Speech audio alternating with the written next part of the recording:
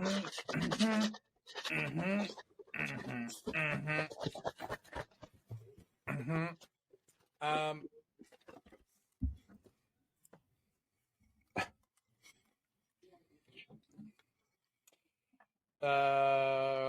you hear me? Can you hear me now? You're really low. Oh, am I? How's that? Oh, it's like you're not even connected to your microphone. How's that? How's that? How's that? I can hear you, but it's super quiet compared to what it was in our last interview.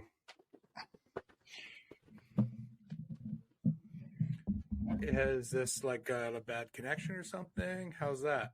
Oh, hold on a second. No, you're good. It's actually on my end. I got to change my... Oh, sorry.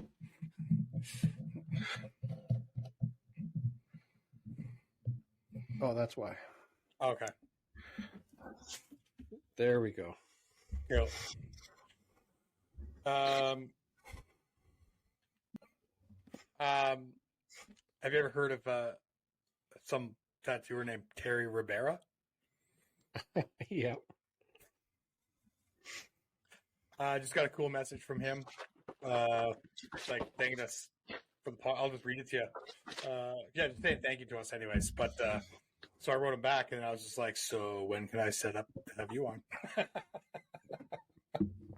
Nice. He wasn't asking to be on. He was just saying it's been great. It definitely brings him back to his apprenticeship days, et cetera, et cetera. He's enjoying listening to it, and he's like, "Keep it up, you guys are awesome." I'm like, "Rad." Cool. I kept seeing his profile. I'm like, I need to reach out, but like I was saying to you earlier, I'm like, "Fuck, we have so much kind of stuff to figure out." I'm like, we're already into February, and I kind of have a couple floaters where they're more like, "Just text me and I'm ready to go."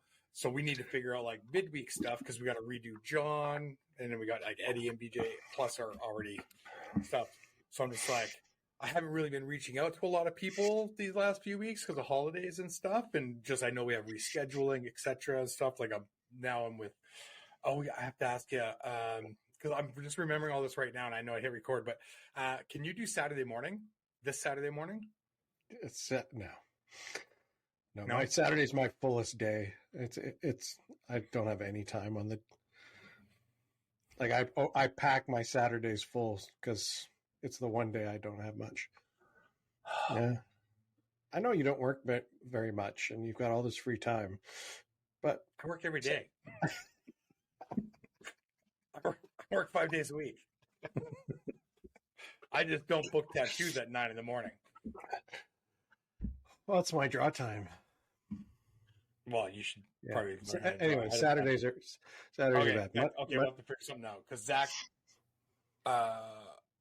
basically because he's also got a crazy schedule. He's like, I can do the 22nd, and it's like we got Marcus, and then he's like, I can do any time on Saturday, and I'm like, oh, maybe we can do Saturday morning. So, anyways, I'll have to get back to him and figure that out.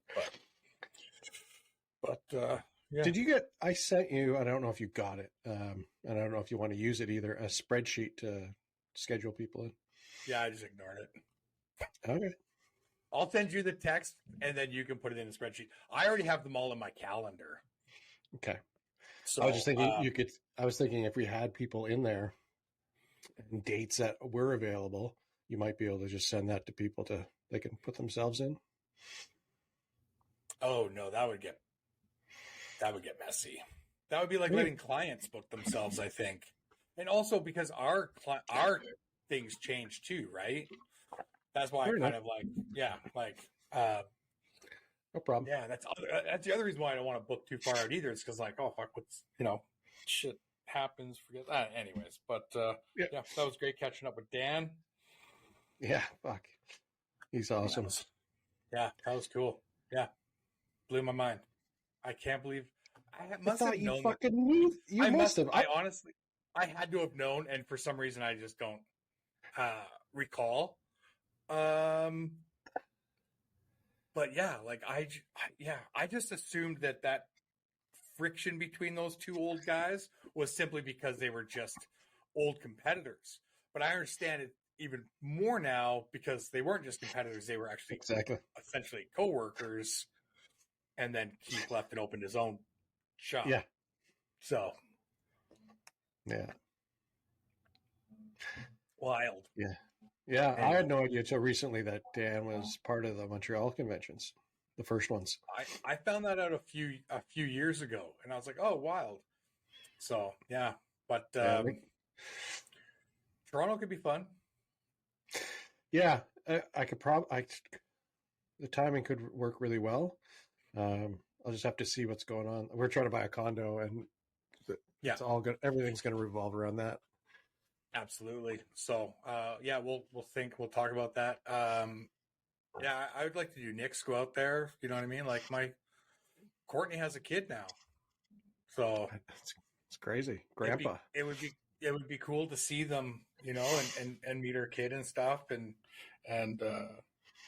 but yeah, but if like I said, we're gonna be moving April 1st, so yeah, like I could make that work. I think I would end up skipping the art show, maybe I don't know. I have to figure it out. Yeah. It's 7 days into the new year.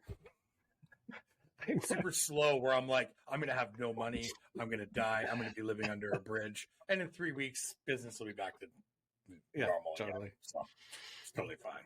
Yeah. Awesome. I'm looking forward to this one with Mr. Brett Schwindt. We'll send out the invite in a second. Get him on here. Sorry I wasn't at home and on time. I finished my painting. That was that I know. I saw it. Looks great. Yeah, it Fucking looks great. stoked. I wasn't going to do any splatter, and I was looking at it. I was like, you know what look really good on this? Fucking white splatter. Dude, I was looking at that, and I was just like, that's your signature. I look at paintings I have in the shop. I'm just like, it's weird when I look at a painting, like an older painting of yours, it doesn't have that. Rob Ho called me out on that. You know where I got that from was Stace. He came up and did his first guest spot at 5 Fathoms. I brought him up, and he didn't tattoo anyone. He was too scared to tattoo anybody. So we sat around and painted for the whole week he was there. And he was doing the splatter stuff, and I was like, "Oh, that's really cool." And talked about it. I was like, "I'm going to try that." And now it just no, I get it. I do it a lot too, especially if I have some like messy stuff. And that I'm just like, oh, you know what? I'll just like smack my brush on another brush and get some look going. Totally. No, that's awesome. Now you're done it. Now you can start on your Namakubi. Yeah, I've got the juice show. The sketch is done for that. I'm stoked on that. Yeah, it's too bad. A lot of good people are doing that Namakubi show. It'd be fun to make it to that, but there's no way I'm going to make it to the island. Fuck, same. It's undoable. So hopefully, maybe Isaac will save you and I a commemorative can that he had printed. Better send me a fucking 6-pack. I'll just have one can for the shop. Yeah, it'd be nice to have a can. It would be. Yeah. Yeah. I've been trying to reach out to breweries in Vancouver, see if they'd want to pair up, because I thought that was a great idea. Haven't heard back from anybody. No. You think they'd be into it, like. Yeah. Yeah. Oh, well. There's a company here, Sea Change. They've done some stuff with like local artists, not just tattooers, but local artists. A local tattooer won it and, ended up getting his stuff on there. So it's cool. Maybe I'll just look at the Kelowna breweries. I'm sure I've got a connection here to do a small run. Likely. Yeah. I would like to do like, because you just a lot of distilleries you just pay to have labels put on their stuff. You know what I mean? I think for my 35 years, I would like to do just a limited edition Scotch. Oh, that'd be nice. Yeah. Put 35 year on there too, so everyone thinks. Get a cheap 8-year-old whiskey and put 35. Oh yeah. Like, dude, not even Scotch. The worst blended whiskey, and just 35 years. Yeah. Oh no, rye. Get some rye and label it as Scotch.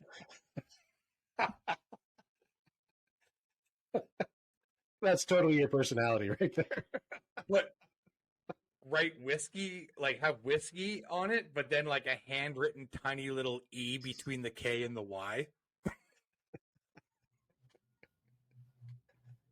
Whiskey rye. I wonder if I can get whiskey in the strong taste of salt. Oh, ball sack. Well, you're the one that said it'd be good with my personality. It's like, well, then I'll get salty scotch. You're just salty whiskey. Totally. Yeah. Salted caramel. Yeah. Awesome. Yeah. Oh, fucking hilarious. But Hint of sweat sock. no, it's cool. Do you have a layout for your? Did you send me a thing for your Namakubi? Have you figured that out yet? I've got it all figured out. It's on my iPad here. Hold on. Let me just go down to the basement here. Yeah. Okay, I'm back. Yeah, perfect. Did you see that one? I know we were complaining about the chat because it's just so active, but that one person, I'm not even sure who the artist is because I don't see the names. But they did the Namakubi horse head. Yeah, it's cool. Cool, right? I was like, yeah, great idea. I was bummed how many people had eyeballs out of their heads because that's what I did too. Dude, that's what I did. Hey. Welcome to Kinda a Big Deal, a weekly podcast deep diving into the lives of emerging and established tattoo artists. Listen in as we dig into origin stories, industry hot topics, and what it takes to survive in the world of tattooing. This is Tattoo Shop Talk. Join your hosts Sean Headley and Dave Allen every week as we host a new guest.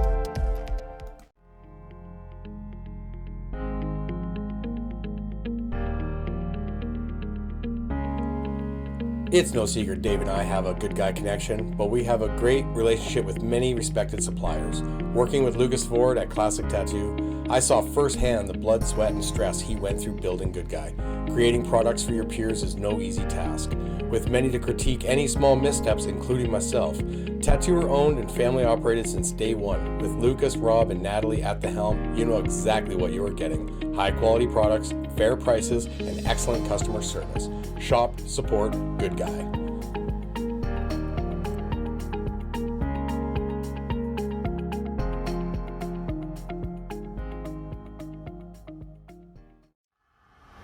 The Holdfast Social Club keeps expanding and adding features to make the life of tattooers easier. We just launched a classified section for pros only. Sell your tattoo gear, prints, whatever, in one spot. This is on top of a platform with peer-to-peer vouching, direct connect, a wait list, and geo-searching. Now you can find guest spots or forever homes at studios everywhere. No guessing, no awkward conversations. See what shops or artists have to offer. Mark them as favorites or add yourself to their wait list to let them know you are interested. Holdfast Social Club keeps adding features to make connecting easy. Pros only, a place where the best of us can elevate each other. You actually sound like yourself. Was this one for somebody else? Don't show that. That's the message from the artist that wrote me back. Oh, okay. Dave. I thought you were sending me something. Whoa, that's super wide angle. Yeah, what the hell? Fisheye. How do I change that? You Look know? at that fucking. Look at that your nerd room. Total nerd palace. Palace. Yeah, it is. Oh my! I just watched the YouTube video last night, and the guy, he looks for Where's Waldo, but not Where's Waldo. He looks at people's DVD collections for a very specific case, and I'm wondering, do you have it? Do you collect The Simpsons? Only like the first couple seasons, I think I have. Do you have the season 6 Homer head? I don't think so. Oh, okay. Yeah. It's funny. I just watched like a 30-minute YouTube video on this guy talking about the history of that specific case, and like, Strange. well, and it was just like the company, like the backlash that they ended up getting because of the case. They offered like a free regular case, and you had to go to a website and fill it out. But Jesus. then the website it made fun of you. Like you had to choose why you wanted a new case, and the drop down was like, because I'm whiny, because I'm this, because I'm like, it was fucking hilarious. It's just like, whoa, they're like just shitting on their own customers. But then That's it turns out when you filled out all that information, it got saved into a folder on the website. And that website's now archived on like archive.org. And you can actually go in and see every single person that ever requested the case. Oh, wow. But all their personal information, like name, address, everything. Weird. Wow. Yeah, super wild. Anyways, Brett Schwindt, how's it going, buddy? I'm doing good, man. Awesome. Nice. New year, you know? Yeah. How was your holidays? Good. The same. It was felt a little short this year, but Yeah. good. Lots of things to do. Yeah. So, you guys? It's good. It's quiet. Can't complain. Lots of- quiet. Lots of cross country skiing and getting outside. Oh, nice. Yeah. Lots of drinking and hockey and bed early. Drinking and hockey in bed early. Yeah. Yeah. Yeah. Besides Yeah, the hockey, seriously, but- I was asleep. I was asleep by 10 p.m. on New Year's Eve. Oh yeah, I probably beat you by half an hour. But Oh, nice. Yeah, I was in bed earlier. Once the hockey game ended, we just went to bed and watched a little bit of TV in bed and been out cold. So I'm not sure I've made midnight for a decade, honestly. No, I can't remember the last time either. Yeah. I have no interest. No, me either. It's another day. Honestly, Yeah, Probably the another day last time I traveled overseas is probably the last time I made midnight. But and you probably didn't even want to do it then. You were just probably able no, to get fuck no. or something. yeah. No. And you were just recently in Mexico. Yes, I was. Yeah, and Oh, Cancun again. Nice. Should have Cool. saved that for this coming weeks for this blast we're getting. Well, personally, I think I'd like to save it for the rest of my life. Yeah. Are you an all-inclusive guy, or do you get off the reservation and do your own thing? I try to get off, depending on the if Cancun side is everything so far How apart. often do you get off? And is it just when you're in Mexico? No, I get off as much as possible. Honestly, like if I want to keep my head clear, it's got to be pretty much daily. You know. How often is that Princess Leia, or do you have another? There's plenty. There's The spank bank is full.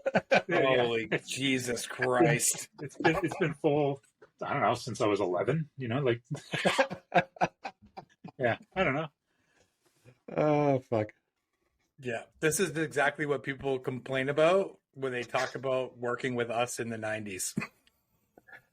Still, Yeah, dude. remember the conversations? The conversations could be like this when you were working. Now I have to like whisper and look around, and I have to assess the room before I say something, and it's so hard. It's so difficult because I was probably like you guys. I have no filter, zero filter, so I'm having to grow one. Yeah. I've got 3 women that work in the shop, and they're worse than any of the guys. When all 3 of them are working, it can be bad. So I never worry about what I say. Yeah, well, that's It's never going to be as raunchy. I can almost hear the people's that working around me, their eyes rolling back in their head every time I say something. It's Oh, the old guy's talking again. yeah, exactly. This job would be great if we could just put them outside. Yeah, exactly. And then they tell me a lot. It's like, you can't say that. And I'm like, why? I can't. What do you mean I can't say? What did I say? And then they go and tell me, and I still can't understand what I said wrong. But whatever. Yeah. It's fine. Whatever. Times have changed. It's the whole reason I became a tattoo artist is so I didn't have to watch what I say when I work. You know. Yeah. So I don't have to wear a tie. You know, the two reasons. Yeah. And we can kind of just do whatever the fuck we want. Yeah, exactly. Totally. But Yeah, I've been I've been making the guys at the shop, and they're into it, but we've been listening to a lot of podcasts in the shop lately, specifically this like comedy, like murder podcast, and the shit that they talk about is hilarious. They do like these midweek drops called Side Stories, and they talk about like just like crazy shit in the news, and it always ends up being on like topics of shit. So then it's just like, 3 out of 5 work days and there's just so much shit talk in the shop and stuff. It's just like, the only sort of control I have. The only sort of control I have in my shop now is about the music, and that's only while I'm there. So it's like I'm constantly doing this to like the people who are like choosing the playlist. I'm like, nope, next song, nope, cut next song, nope. And I remember working with I can do whatever I want, Yeah. Clint was the same, and when I worked with him, one of the rules he told me the first day, he goes, "So when I'm working, it's my music." And I was like, "Oh, okay, It should be. Yeah, it should be. Like seniority gets to choose. Like I worked with Paul for 10 years. I had to listen to all his shit, so it's like it's my turn. Yeah. I just say, you know what? I'm pretty fair. A lot of the times I can tune out most music. It doesn't bother me, even though I'm sitting right under the speaker. But for the most part, I'm just like, just know your crowd. Like if you're tattooing a fucking older person, like don't be playing doom metal. You know what I mean? Or, like Day Global Versions or something. Yeah. Read the fucking room. That's all I ever say, right? And it's like there's days where I just come in now and like I'll throw on like the talking podcast if nobody's put music on yet, or I'll literally just put on a radio station. Like I'll just stream a radio station through my phone onto the speaker. It's like, this is what I'm going to start picking all the shit that nobody actually wants to listen to because the thing I hate worse about bad music in the shop is no music. Yeah. Come in sometimes and there's no music. The shop is full. Nobody uses coils, so there's no sound. So then it's almost like people are afraid to talk. Oh, yeah. You need some kind of background. No, like I want to go to a pawn shop and buy an old like tuner stereo. You need to just have it on FM. A white noise machine for the shop. We already have them. They're called pens now. Oh yeah, I guess. Yeah. That's crazy, isn't it? I mean, like, remember in the old days, you go to a convention, it sounded like a beehive, and now it's like you can hear what people are saying 3 booths away. It's so strange. Yeah, so strange. The one thing I've appreciated lately at the conventions I've noticed, though, is I don't know if it's like deliberate or not, but like basically banning booths from having music. Fuck yeah. Yeah, I agree with that. I think it's great because when you have a row of people with ghetto blasters and they're all playing different stuff, it's kind of ridiculous. Like, yeah, absolutely. Yeah, especially when it's Doug Fink and he's playing fucking Cradle of Filth. It's like, see, I like Cradle of Filth, so I'm with Doug on that one. But no, like when you got this the guy playing Morrissey beside you, and after 3 hours you want to hang yourself, like that. That would be Doug too, though. Yeah. Okay. Yeah. Awesome. Brett, thanks so much for joining us today, man. I know we've done this before, but it was just too much fun. And I know you have a lot of stuff to yap about and make us laugh with, and you got a rich history, and we want to hear more about it. So let's just do a little quick refresher on who you are and where you got your start.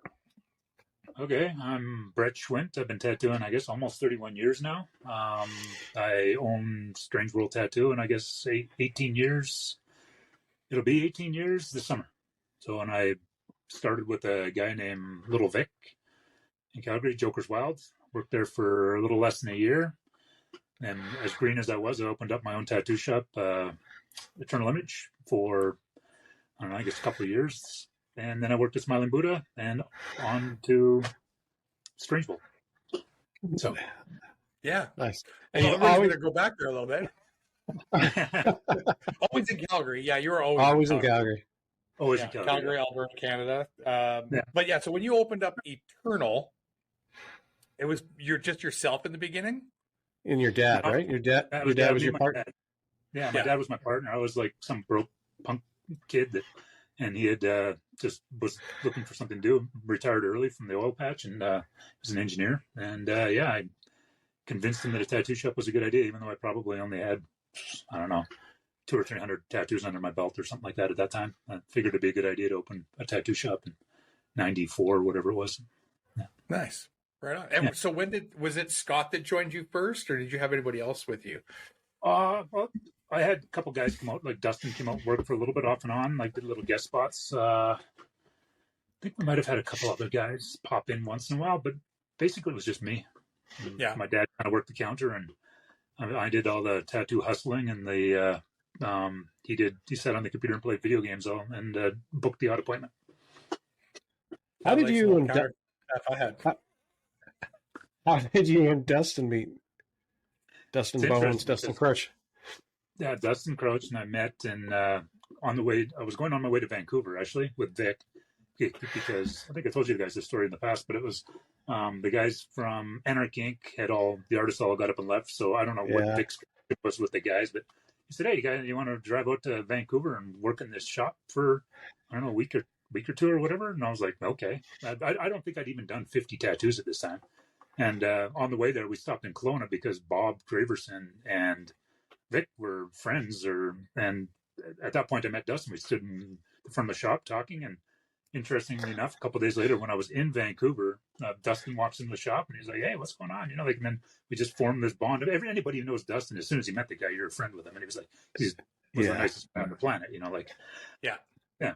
So, and from there we just kept in touch. I believe actually afterwards he came and worked at Vic's for a little bit. Like he came out and did a stint there, and we just kept in touch. Yeah, that's awesome. He loved Calgary. When did he go to work with you at Paul's shop. He'd had Temptation, and I think he left Temptation to go work in Calgary full time. Yeah, I can't remember the chain of events, but he actually worked at Smilin Buddha before me.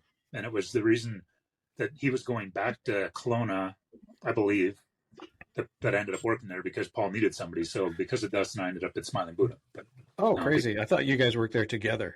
We did, because Dustin came back for a bit. Okay. Yeah, I don't remember. God, I can hardly remember like how long it was, but it must have been a couple of years or something Dustin was back for, at least. Yeah. And then he went back and opened 5 Fathoms or Tatty Shack or something, whatever he wanted to do. Like, he wanted Tatty Shack was before. I think he opened Oni Tattoo when he came back from Buddha. And then he went to he might have went to work with John and then came back to Kelowna and opened 5 Fathoms. And then went back there again. That's when That's crazy. I almost called that's one of the names I had on my list was Oni Tattoo for Champion. I didn't know that he had a little thing called Oni. So I have to back up. He had a place called Temptation Tattoo. Oh, dude, it was Fat Cat, but that got shot down by Vinny Rucco and Carrie because they had Fat City. Yeah. And then he tried Tatty Shack for a minute. He had shirts made. I had a Tatty Shack shirt. And I don't know why that fell to the wayside and he went with Temptation. Yeah, worst name ever. Yeah, I don't want to make fun of, I don't want to make fun of our friend that's passed, but that's a fucking lame name. Oh, yeah. Especially after Tatty Shack, because does it get better than that? I know. If I'd have known that, like if I'd known it wasn't Dustin's, I would have, like, Strange World might have been Tatty Shack. Yeah, I want to use Tatty Shack still. Yeah, me too. It's great. Tat Shack. Hell yeah. Yeah, but yeah. So Bill has that locked down now. Tatty Shack. He has the Tat Shack on top of Pearl Harbor. On top of the Pearl. Yeah, right. Yeah. So what year did you end up joining Paul? I started Christmas '96, like so right at the end of '96. Okay. Yeah, and crazy. Then spent almost 10 years there. Yeah, and it was just you and Paul at that time, right? Yes, when I started there, it was just Paul and I for until Dustin came back. Oh no, and Paul always had like guest artists. Like, there was a guy, Simon Bishop. I don't know if you know him, but Simon Bishop was there from England, lives in Australia. There was a guy, Brady Buckman, from Miami that worked with Ken Cameron for a long time. He spent 6 or 8 months up there. Yeah, there was people there, but it was just usually Paul and I. Yeah, every day of the week, guys. You right on. Yeah. And so how big of a change was that for you going from like having your own place to then working under Paul? Because he definitely has rules. Things are done a certain way. Like, was that a hard transition for you, or were you actually very welcoming to kind of have that? I really wanted it. Like, I really did. Yeah. I was like, okay, I went from, I was busy. I was steady enough at Eternal, but I had to work long hours, and my dad and I were splitting the money. So it was like I was working 10, sometimes 12 hours a day to make half. Yeah. And then I went to Smilin Buddha knowing that I was going to be making, working in probably one of the busiest shops in Canada. I would argue that anyway. Oh, 100%. And I was ready for it. I was just like, I was chomping at the bit. I was like, let's get to it. And I remember when they, going in my first week, and like it was booked solid. Like, and it was just like, okay, boom, boom, boom. You have 2 hours to do this. You have 10 minutes to set up or whatever. Here's your next one. And I'm like, okay, cool. And it was awesome for the first 7 or 8 years, and then after 10, it was just like, oh God, I can't do this anymore. It's like the 10-year burnout. I just talked to James Tax, and he was saying, I used to sit in my car, like outside, like down the street going, he thought maybe I'll just keep driving, like he's just like, I don't want to get out and get like on a Saturday, because you would see the 50 to 100 people standing outside the shop. And I remember feeling the same thing. I'm not an anxious kind of person, but I'd drive by looking at the parking lot, and I'm like, oh, fuck me. It's like, I know you're just okay, another day. You got to knock out another 10 to 15 tattoos, as many as you could. And like, yeah. You're not turning them away. Yeah. Turned a lot away, honestly. I just mean, you're not turning anything away because you don't want to do it. They're getting turned away because you've ran out of time. And Paul is very regimented with the time that he opened and closed the shop. Yeah, exactly. Yeah. but you're putting as much work in as you can in those hours.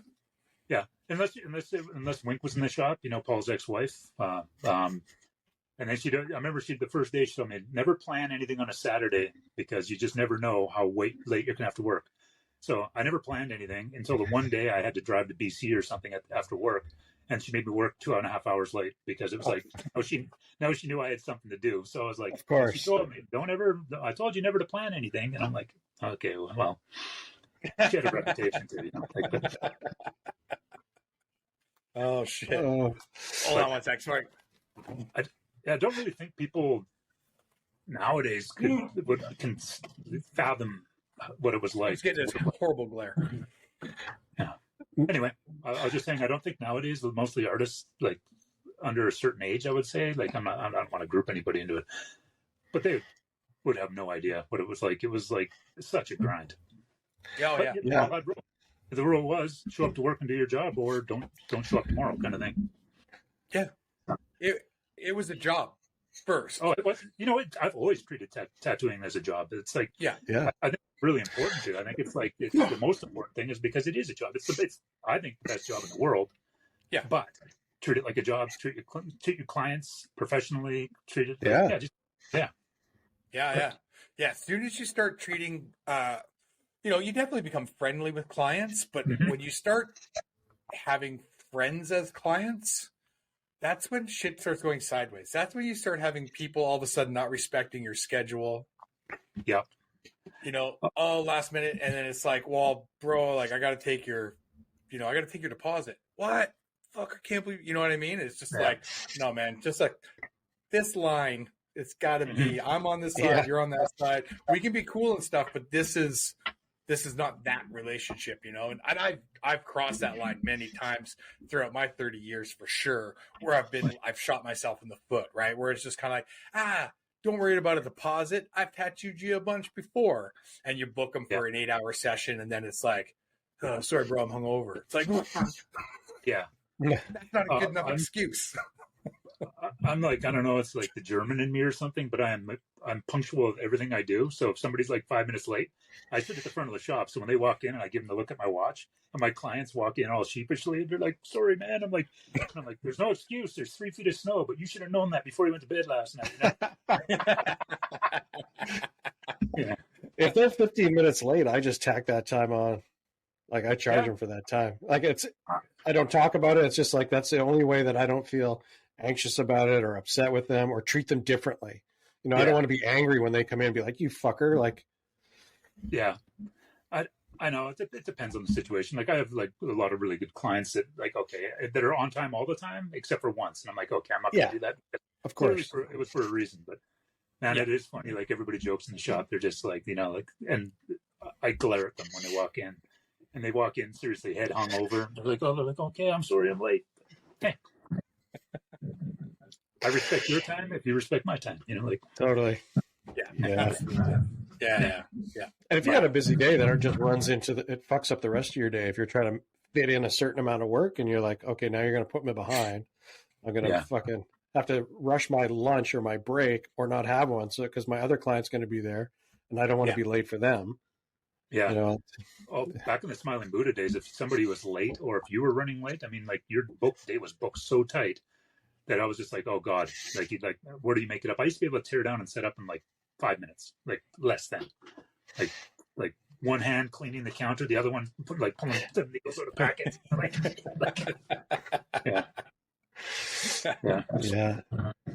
Yeah. Now we like lazily spray everything down, walk away. I think I have a nap. I think I actually like daydream. I'll sit there and I'm like, holy crap, it's like been 20 minutes. I pulled everything out, but it's still sitting there. And I'm like, oh.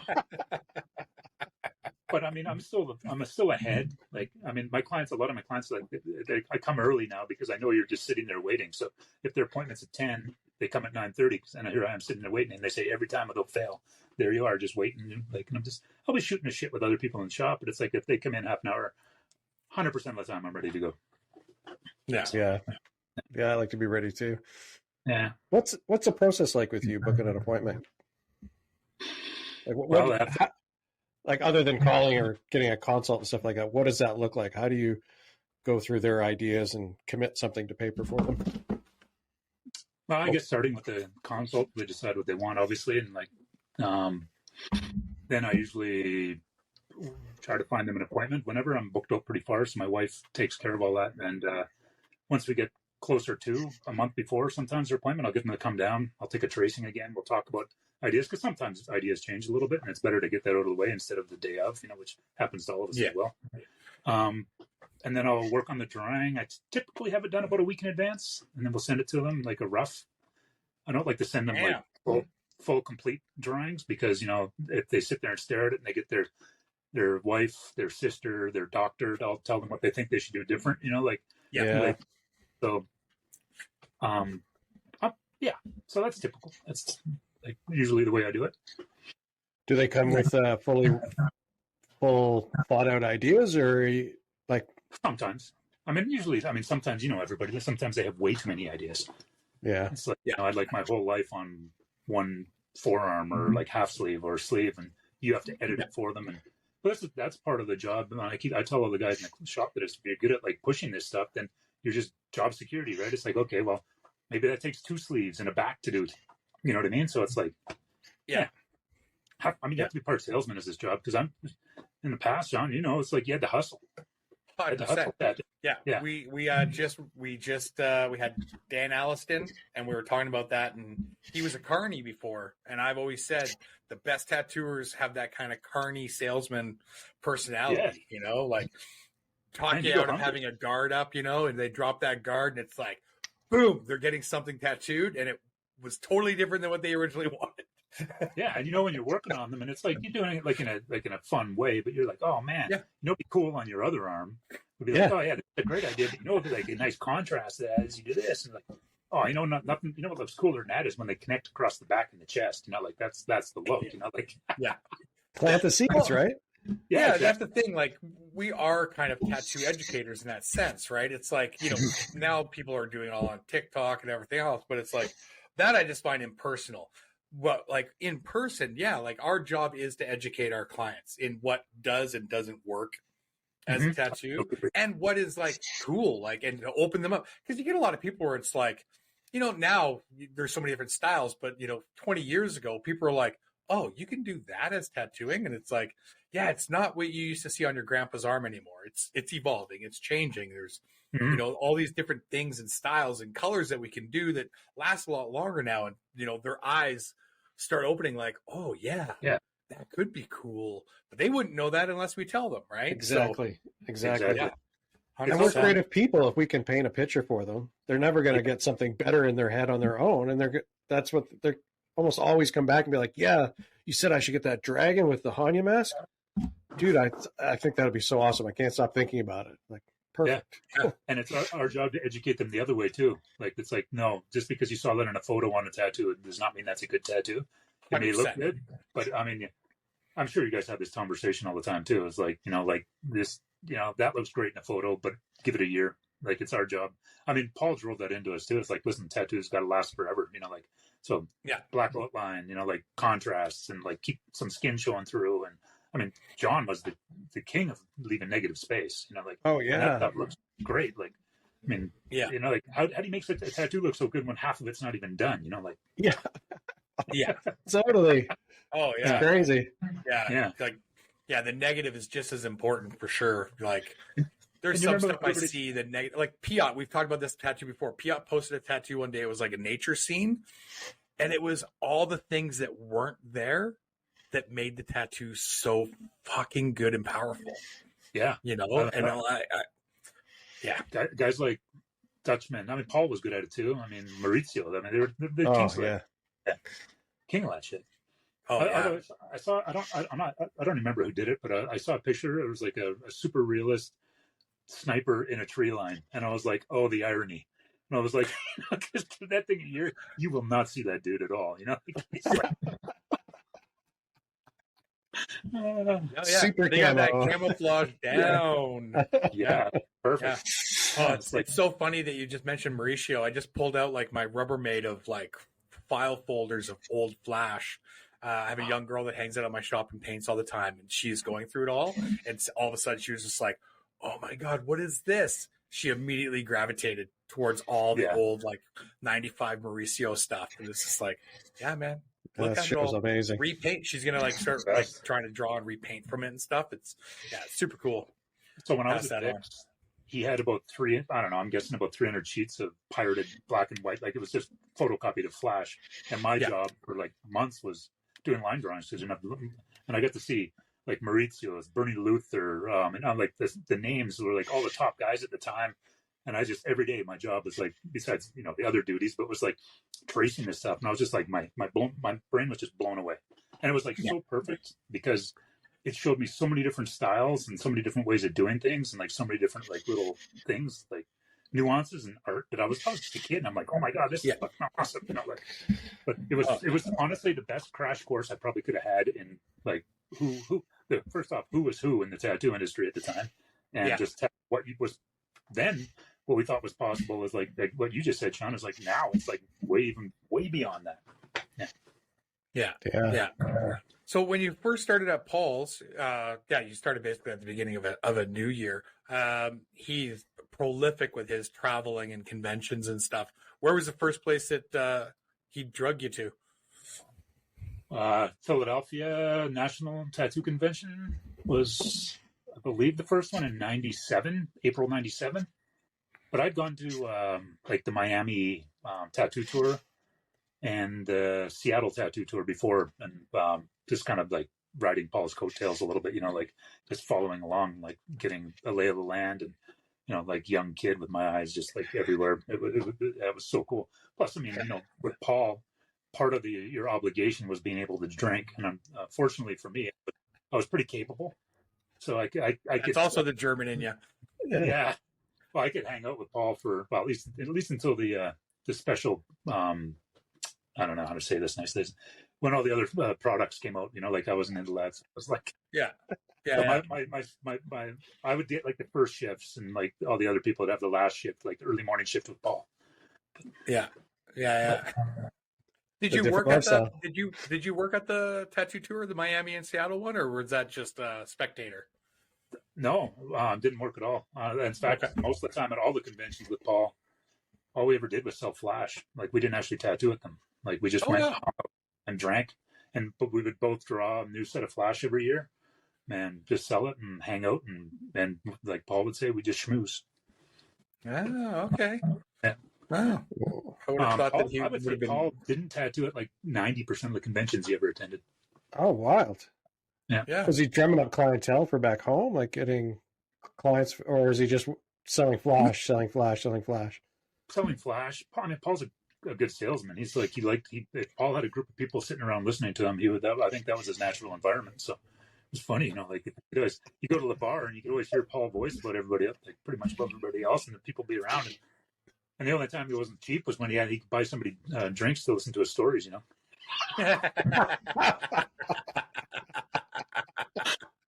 Yeah. Oh, fuck. Oh, man. He's got some good stories, though. Oh, man. I got to the point at Smilin Buddha that he would start telling a story, and I'd be in my room telling the story, like at the exact same time to my customer, like with all verbatim, like all those little pauses, and and my client would be like, "That's crazy," and I'm like, "Yeah, well, I'm sure the people sitting beside me in my shop probably do the same thing." They're like, "Oh, great." Yeah, we could do that with each other with setup, because you always set up with your client watching and you talk them through it. So like we could literally do that because we all said the same thing, and then same for like aftercare. We could just mimic each other because we knew exactly. It was like a script, right? And it's like it's just it's funny because just you're so close to somebody every day, and it's the same stuff over and over and over and over again. And you spend hours and hours sitting there. There's only so much to talk about, and so many stories. I have stories, but I don't have that many stories. So it's like I don't even know if my stories are real anymore because I think I've embellished them a bit. It's like, okay, so, and I got to think, I'm like, did that actually happen? I don't fucking think so. You've exaggerated into another completely different story. Yeah. You know what it's like? You tell a story to somebody, and like that person already has had it changed by the time it leaves your mouth. But I mean, it's the same thing with us. They tell a story 1,000 times. You're like, incredible. Hilarious. How many conventions a year were you guys doing? I think only two. Okay. We would do like the national every year, which was in April, and then there'd be the tattoo tour until it stopped, and then sometime the last 5 years we're probably only doing one. Oh, except for I guess there was like some of the Canadian ones that were starting to pop up, so maybe some of those. Yeah. But, did he take you to Japan? No, I never went to Japan with Paul. I know some of the other guys did, but I never did. Yeah. Japan would be interesting for me to go to, but it's not on my top list of places I want to go. Oh, okay. So, and my interest in art, I know is not as heavily embedded in Japanese as like a lot of people are. So I could never tell looking at your profile. Yeah. No. There's a time when I was like, I'd like to do that stuff, but then I just realized it's just not my thing. No, you've got that nerd thing just locked down. Like, thanks. I think I've never seen. Oh, I was actually just looking at your stuff. You've been posting some like super fun stuff, which I'm just going to go to right now. Like I feel like Mario. you invented the Star Wars genre of tattooing. I don't know if I invented it, but I've done a lot of it. Oh yeah, that's my That's dope. Mario Samurai. Yeah. That's the hybrid Japanese stuff I like to do. Yeah. No, but you've been posting all this, all these new sketches and line work and stuff like that. Awesome. Oh, thanks, Super man. Cool. Super fun. No, it's great. Yeah. You take an image or something nerdy, like nerd culture, like I guess you're talking like that new Lord of the Rings stuff I've been doing. And if you come up with somebody that might like it as an image, and they're like, they don't think it'd be a cool tattoo, but you pop a banner and some lettering on it instantly. Because as soon as I posted those things, there's we got contact with the shop, and somebody's like, "Is that sold yet? Is that sold yet?" And it's like, but if I do just a sketch, like without the lettering, it's like sometimes you do it, other times, but as soon as you write something, I don't know what it is. It's tattooing. Being literal. It's I don't know. Yeah, that's some good advice right there. Yeah, that's some really good advice. If you have a drawing you really, sorry, Sean. If you have a drawing that you really, really want to tattoo, put a banner and find something clever to write in it, and I guarantee you'll do it. Oh yeah, when script and in memory of all that stuff's always been popular, but then script just started getting super popular. And I don't mean like artistic script. I literally mean like paragraphs of writing. When that started getting popular, I was like, you get something as an image to describe that paragraph, and people are like, no, because they're being so literal. And when I was at Classic Tattoo, I was like, I'm fucking doing a flash set. I never ended up finishing it, so if somebody else do it, I'll buy it. But I just drew silhouettes of stuff and wrote a description of the tattoo in the silhouette. You probably did a ton of them.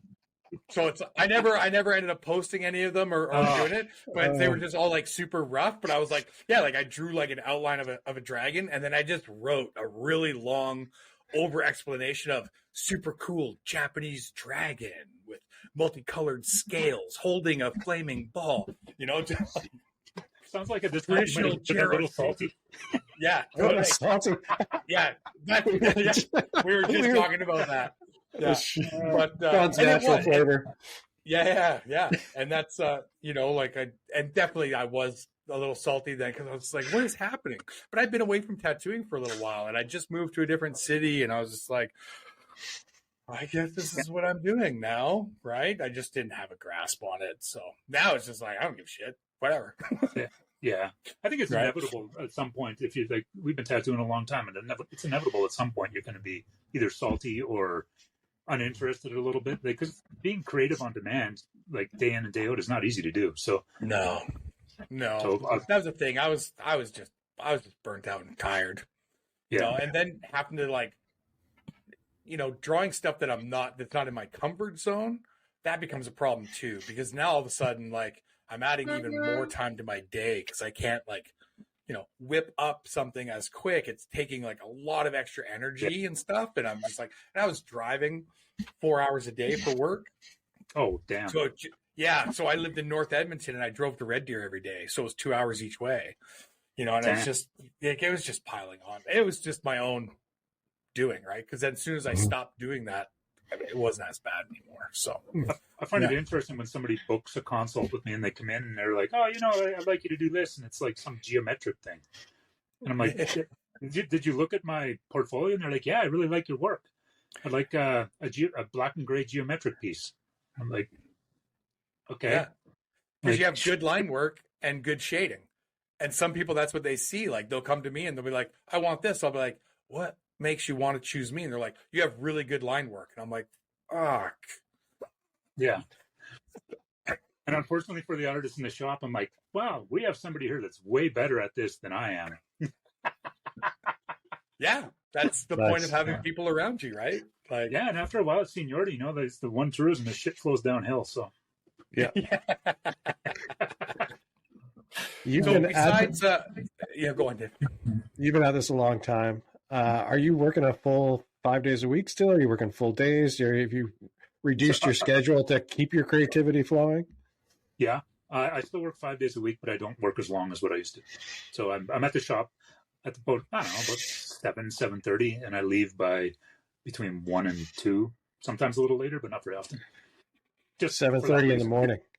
Yeah, but I'm there doing my drawing and like other stuff, usually drawing. So like one client a day then? Yeah, one client a day for usually like the 3 to 4 hours. Nice. But I mean, it's hard on the body too. You know, it's like you know, you guys know, it's like you go home and you're like, Jesus, you kinked up, and Yeah. So to keep my creativity and my ability, I guess, like longevity, I've shortened my hours. Yeah. Yeah. I've So taken up let's- other sports just to maintain, just to stay healthy, you know. Yeah. Yeah, well, That I was- go to the gym 5 days a week, and you know, it's like it's essential now. Yeah. We were recording last week, and Dave's like, "Okay, well, I have to be done at this time because I got physio." Oh, that sounds like such an old guy thing. I ain't missing physio for anything. There's no fucking Yeah. way. He's like, Right. "Oh, sorry, Cindy Maxwell, we gotta jet because Dave's got a bad back." Yeah, well, things that they don't tell you when you start tattooing is that your elbows are going to be fucked, and your back is going to be fucked, and your hamstrings are going to be like constantly messing with your hips, and you know, like, You know what's Oh, they- crazy? Yeah, well, yeah, my hips are so bad. But you know what's crazy is I didn't realize my eyes were going. I slowly just started adjust. I can actually look at old work and be like, man, I just slowly stopped using small needles. Like, yeah, not even realizing it. Just over time, I was like, oh, I clearly only was using 9s and mags for the longest time. And then I got glasses and I was like, holy fuck, yeah. I can do small stuff again. And it's I just recently had to get into this. I just recently had to get like the transitions or whatever, and it's like Bifocals. the transition, they're motherfucker. called transitions, Dave. Yeah. And now I have a work pair of glasses, and then I have my other ones, and I like, it's funny because they look kind of similar. So I'll be driving halfway home, and I'm like, ah, shit, I left my freaking glasses, and I didn't change them, and I'm like, yeah, you know, this is just part of getting old, I guess. But Yeah. Yeah, absolutely. I like to tell all my clients, I still can see though, you know, like, no. Yeah. Oh, yeah. Yeah. So let's go back to when you started at Paul's. Besides, and we'll touch on this more a little bit, but like, besides James Tex being the biggest influence on your career, who came through the doors early on with you starting at the Smilin Buddha that like kind of like lit a fire under you or kind of helped guide in a direct, because you were already very talented artistically, clearly Thanks. when you started early at Paul's. Was there somebody that kind of helped you define your style, or was that more just being around Paul overall, around all the people coming through, or like was there somebody that you got to like guest spot with that was just like, oh fuck yeah, the way he does that's going to change my tattooing? I don't know. I think it was everybody. Like, if I saw like a good tattoo somewhere, I just think that was all inspiration to me. Like, I don't any style. Yeah. I mean, there were times when I saw like a super solid, clean tribal piece, and I was like, who did that? You know, because it's like, I was just. I mean, I still am in awe of like some like great tattoos. You know, it's still because it's difficult. You know, like anybody who's tattooed knows how hard it is. It's way harder than drawing on paper, painting on canvas. It's the hardest medium to work on. So I guess my influence was anybody who could do a prolific tattoo or like or draw and take that like craftsman tattooing and make it artistic. You know, like it was everybody. was always wide-eyed, and I tried to absorb everything. I used to like, I'd look at like things in movies, you know, like I'd go to watch an animated movie and I'd notice like the background and the colors and the compositions, and I would try to like take mental notes of like, oh, that's so cool. I'm like, look how I did that. And like, look at like this is the way the negative space forms that, like, and so Yeah. my answer, the short answer is everything. Okay. When you were like nerding out on the art and figuring out composition, all that kind of stuff, another aspect of tattooing is the craft side, which is that technical ability and application. Were you pretty nerdy about that stuff too, or was it more just like, as long as my machine ran okay, I just went? Or did you like to know about all that shit too? No, in fact, I had people, you know, like when the first some of the first power supplies had all like this stuff on it, you know, like, and people come over and they're like, how are you running your machines? I'm like, I don't know, like this. It's like, On. they're like, on. Yeah. Yeah. They're like, well, yeah. They're like, those numbers don't make any sense. And I'm like, well, I don't know. It's just like, I have no interest in knowing about that. I just like, put your thumb on the coil machine. If it feels good, it's like, Yeah. That's the test. Thumb on this machine, thumb on the armature bar. And it's like, if you could tell if that feels like it's running properly or it sounds properly, that's all you need. I mean, I can tune a machine. I can make it run, you know, like, because that was out of necessity. I mean, like when I was with Vic, he gave me a pile of parts. He said, make a machine. If you can make it work, then you can start tattooing. So I tried my best. Yeah. Yeah. And honestly, it's like, I mean, you do it a long time, you find something to poke a hole. I think you can make a picture, you know, like, so. Absolutely. Yeah. Like, Yeah, that was, lots of Rob people. Hope's- Rob Hope. Yep. Yeah. He could tattoo with toothpicks. I swear to God. He's, I worked beside him long enough to be like going over and looking at the machine and like hearing it and being like, dude, what are you fucking doing? Like that thing sounds horrible. And the tattoo is like brilliant. You know, it's just like he could adapt to anything at all times. It was amazing. Yeah, it's part of it. I think it's funny that you get like some people are just like they fixate on all the like the numbers, and they've read and they've heard, and like, but it doesn't matter. You can have 10 machines made from the same guy, same frame, same coil, same everything, and they all run differently. So Yeah. to me, numbers. Yeah, I don't know it. I've never been big on like the meters and stuff like that. Yeah.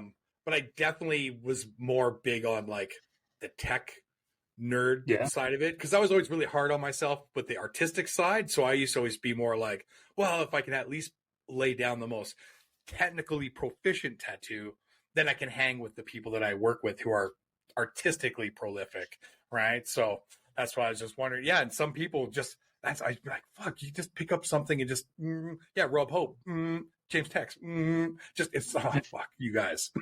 And then there's me like, yeah, I'm gonna make a new spring today. I used to dread if I was like, I mean, I would pretty much my machine was done if I had to like, because I just can't camera machines. I have tons of them, but it's like ran one machine at Smilin Buddha for over 7 years before a spring broke, and then I was kind of like, oh, I guess I retire this machine now because I don't think I even had spring stock, you know, like, and I'm like, oh God, I gotta call Ken to get a machine, like a spring now. I'm like, just call him, get a new machine, you know, like. It's funny, we were talking about Keith Stewart earlier, and that just made me think. So when I worked one time with Keith Stewart in Montreal, he had a machine that was acting up, and he was like, do you know anything about tattoo machines? And I'm like, yeah, actually I know quite a bit or whatever. Good for you. He's like, you want to know what I do? And I'm like, what? He opens up a cupboard, and he had a bunch of little like boxes, because, you know, they used to get shipped in boxes. He's like, I have all these boxes. I put my machine in there. It's not working well, and I throw it in the back of the cupboard. I just use one of my other machines. And then in a few months, I'll pull that machine out, and it'll work just fine. That's the other thing about machines. I mean, like, your best running machine, I mean, it could be, they're moody.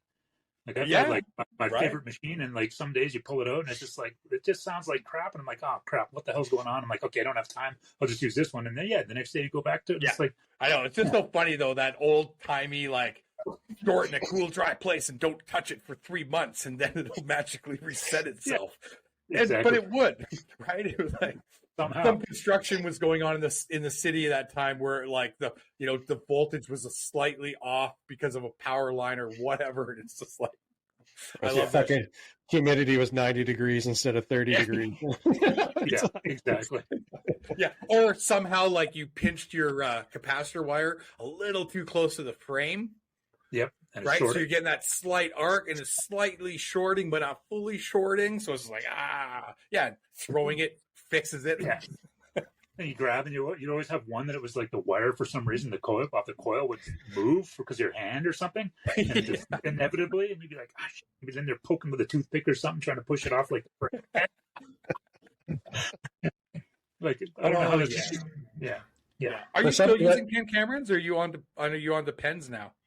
I've done pens. I still use coils to line, and Ken's, in my opinion, are the best. So I have like 20 of them or something, so I use them all the time. I don't, the pens I can see, but I don't know. It's just, I use pens and coils and rotaries. And I have a pen, but I hardly ever touch it. Yeah.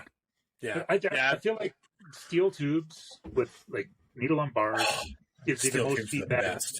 The best. It's the best feedback you can get. You can feel every little, like, it's if you want control, it's the best thing as far as I'm concerned. Yeah. And it puts. I don't have enough room.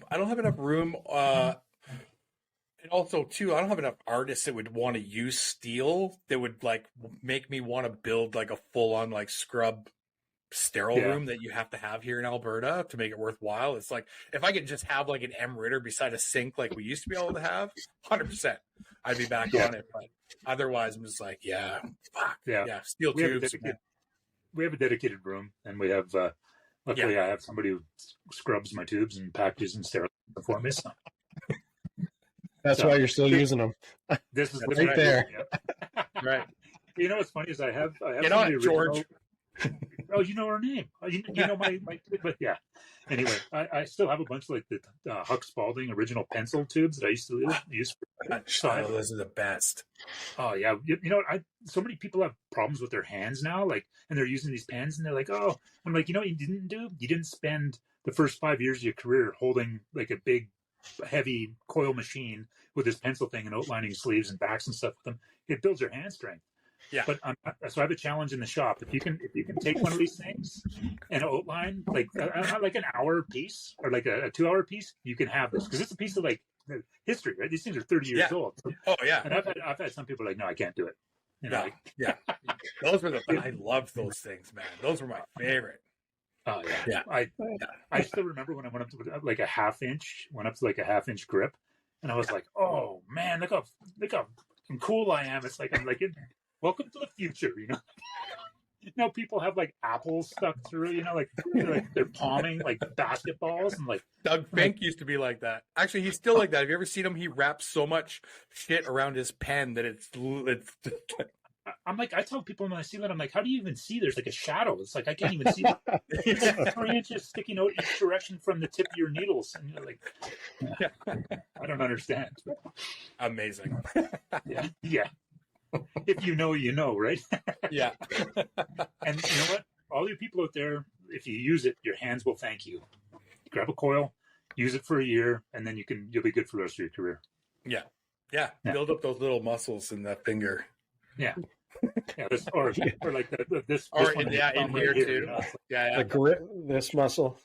Yeah, this muscle. Yeah, that's right. The tattoo, like the bulge. Yeah. The money bump. The money bump. No, that's this one, isn't it? That's like that's totally. What the money bump was there. I still kind of have one that's like rough, even though I haven't tattooed like that for so long. But yeah. I mean, I still draw on paper with a pencil, so that thing gets used every day. It's like rests nicely in there. Oh, actually, I guess I still draw too. So what am I talking about? Yeah. Oh yeah. Yeah, I haven't switched over to the digital. I tried, but it doesn't work for me. I had to get a new iPad, and I got a new screen protector for it. Unlike I used to have one that's called Paperlike. I'm sure everyone uses that one, and it was okay. But I got this new one called Mob Dick, like a knockoff, and it feels just like fucking paper. It's crazy. The first time I drew it, I was like, really? Because I still draw on paper from time to time. Do most of my finished drawings that way, and it's exactly the same. It's crazy. I should try you can that. hear it. You can actually hear it too. Link. Send me a link. Yeah, Mob Dick. It's on Amazon. For that, that's too hard. Mob Dick? Come on. No, I'm joking. Mob Dick. MOBDIK. Is it one of the guys from Mob Deep?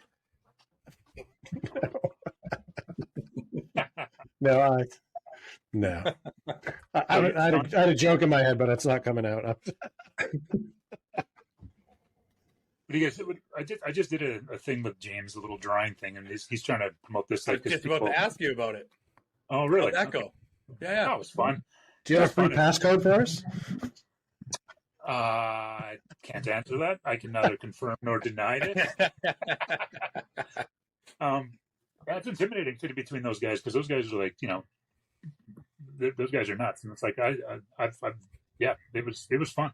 But I like what they're doing. It's like trying to push this, like drawing in in the tattoo industry. Kind of weird, right? Like you think that that's just the basis of what we do.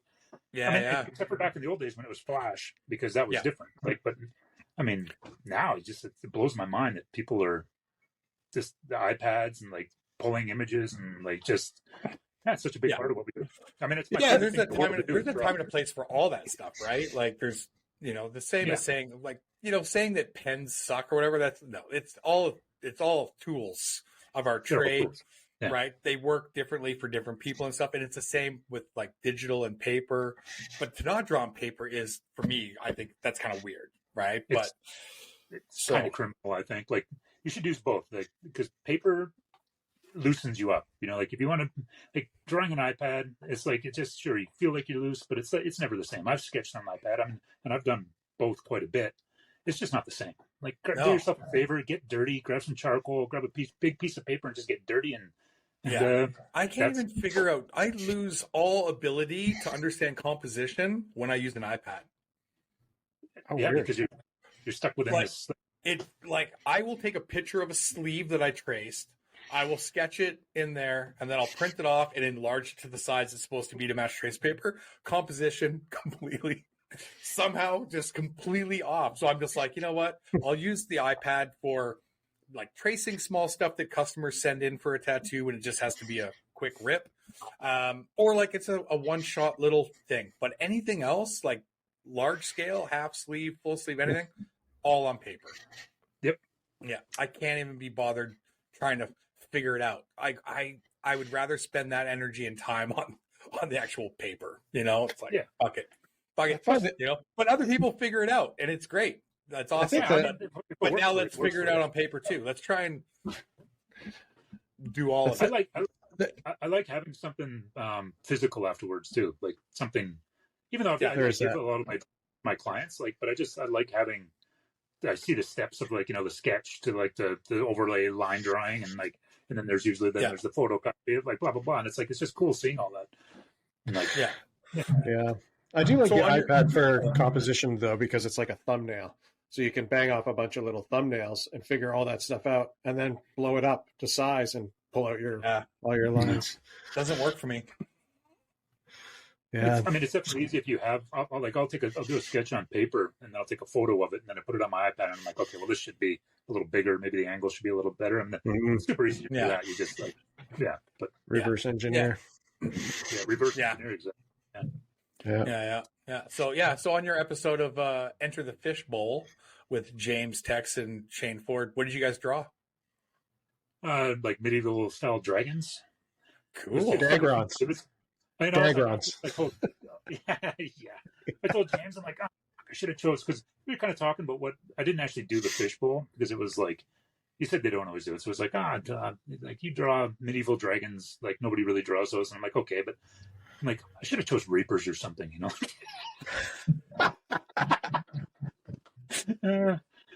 it's funny because James, he takes a shit and it falls out and it looks great, same thing with Shane. But I'm like, they're both like, oh, and they wanted to draw Oriental dragons. I was like, no, you have to draw. And I'm like, you probably should have drawn medieval ones, Oriental ones, because because both of theirs looked amazing. Of course they do. Yeah. So did you were all together, right? You filmed it all together? Yeah, it's pretty cool. It's in a shop, so he's just his drawing area, and they just set a couple cameras, and you just sit around and you just draw. Cool. Oh, that's cool. Yeah, it's cool. Yeah, awesome. Yeah, I don't think I saw the trailer for yours. So. Are you? Yeah. Well, no, I'd like to do it again, because I want to choose Reaper. Yeah. You should just do your own and call it Exiting the Fishbowl. Exiting the Fishbowl. Or living in the fishbowl. Fish tank cats. Yeah. Yeah. Yeah. Awesome. So now that Paul is retired, you haven't worked with Paul for well over a decade now. Do you think you could convince Paul to teach you how to mix pigment?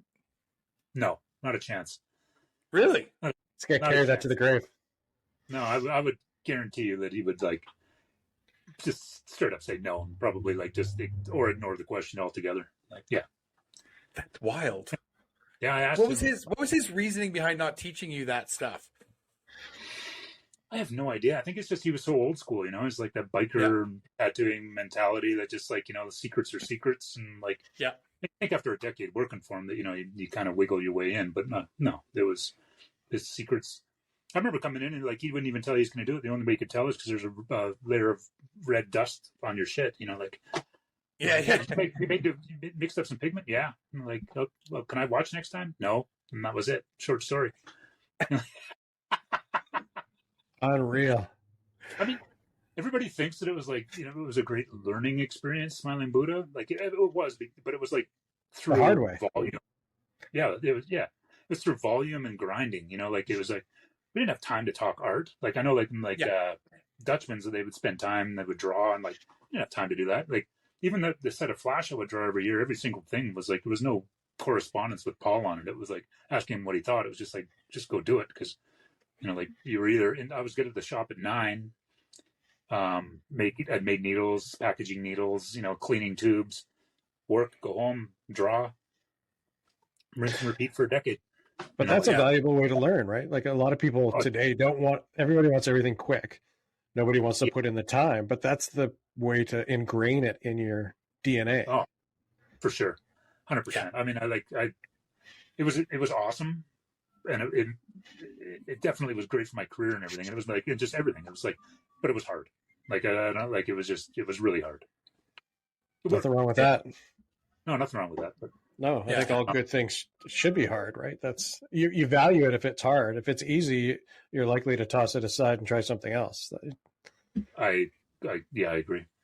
Yeah. Well, I know for a fact that, you know, we learn so much in life just in general, but in tattooing, you know, I'll even say to somebody who's only tattooed a few years, it's like, I'm pretty sure I've forgot more than what you have learned in like your short few years. And that's not, I'm not trying to be like, I know more than you've ever known. And it's like, it's more that like stuff that I didn't have to actually work hard for. I don't remember that stuff. I can remember certain like drawing tips that people gave me throughout the years. Where I'm like, oh, how'd you do that? And they'll quickly show me, and I'll be like, cool. And I'll do it once and then not do it again. And then a week later, I'll be like, yeah, I don't remember how to do that.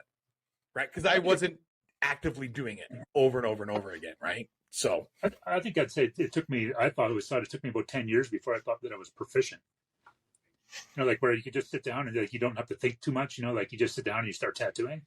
But I think it took me 10 years, you know, before, because otherwise you're always like, oh man, what the hell? You're working angles and you're like, how do I stretch the skin? You know, like now I guess because of YouTube videos or something, but I'm like, I see somebody's work and I'm like, how long you been tattooing? And they're like 2 years. And I'm like, fuck me, seriously? Like what the, it took me like 10 years of like, yeah. But now the information, and nobody would tell you anything back in the day, but especially, you know, you're working with Paul, but nobody wanted to tell you something. They always beat around the bush and they give you like vague answers if you're like, because nobody wanted you to get a foot up on them. Like, it still is a really competitive industry, but oh hell yeah. Back then it was more competitive because there was less shops and it was in a different time of tattooing. It was like things were changing, you know? Yeah. You remember when tattooing used to be like a punk thing to do, you know, like when you you got the first tattoo you got and you like walked down the mall and it was this little thing on your upper arm and, you know, I had to cut all the sleeves off my shirt to show people that I tattooed and people would be like looking at you. Now you can walk down the mall with your face completely tattooed, your hands, your neck, and people don't even bat an eye at you. Like, nobody cares. If you were to tell your parents you're going to be a tattooer, they would they'd disown you. They'd like try to talk you out of it. Now kids are being groomed to be tattooers from before they're teenagers. I remember buying tattoo mags when I was like 15 and my parents were like, oh yeah, that's nice, you know, like, okay, nice fad you're in. And like, you know, like I said at one point my grandpa told me when I started tattooing to get a real job and become a Mountie. Yeah. My mom was concerned for my mental and physical well-being. She thought I was hanging out with drug dealers and gangsters. I mean, she was right, but that was before I was tattooing. I was just thinking, yeah, that's exactly what it was like. So, I don't want to tell her that. Like it was bikers. Yeah, it was. That's why it was so cool. Yeah, exactly. Yeah. I remember for sure. when I first opened Eternal Image, there was one of the local bike clubs. Two guys came in, and I want to say, and they shook their fist in my face. They went through my stuff, and they're like looking for like Reaper designs, and like other like and they totally shook me down. But I was like, it was super scary because I was just like young kid, green kid, and it was super scary. But afterwards, I was like, that was kind of cool, like. Yeah, they wanted to make here. sure you weren't. Yeah, making sure that you weren't accidentally tattooing their logo on people, right? So yeah, so I knew the drill because Vic, I got the lowdown and I knew what to do, what not to do, and what to do. Like, so at least I had the heads up. But yeah, it's a different time now. Can you imagine telling kids now? It's like, no, you can't tattoo that, and they'd be like, why? And like, well, because this club uses it, and they'd be like, so. And I'm like, well, yeah. I had a guy come into the shop. All the Russian prison tattoos that people started getting. Yeah, because it became a hipster thing to do, get Russian prison tattoos. I had a guy come into the shop, and he had a motorcycle helmet on the back of his arm with the number 81 in it, and he had no idea what that meant. And I was trying to tell him, like, dude, that's like that could get you into a lot of trouble. He's like, oh, it should be fine, And I'm like, who did it? And he told me, and I was like, why would that guy fucking do that? Like, he was a guy's birth year, I'm guessing. No, it wasn't his birth year. It had something to do with something else. But, and I saw him a year later, and he was like, "Yeah, I'm thinking about covering it up." I was like, "Why?" And he's like, "Because I had a run-in with somebody. Someone had seen it and like threatened to rough him up and everything, and he had no idea. But the tattooer who did it also, I guess, had no fucking idea. Like, yeah, it seems crazy to me. You got to be aware of that shit, even if you're not involved in that, right? Like, you should be aware. Yeah. I mean, Smilin Buddha was lots of like gangsters, bikers, but blah blah blah. It was in those early days. It was fun. It was cool. Yeah, like eye-opening. Yeah, totally. Especially when you're young, right? Like, yeah.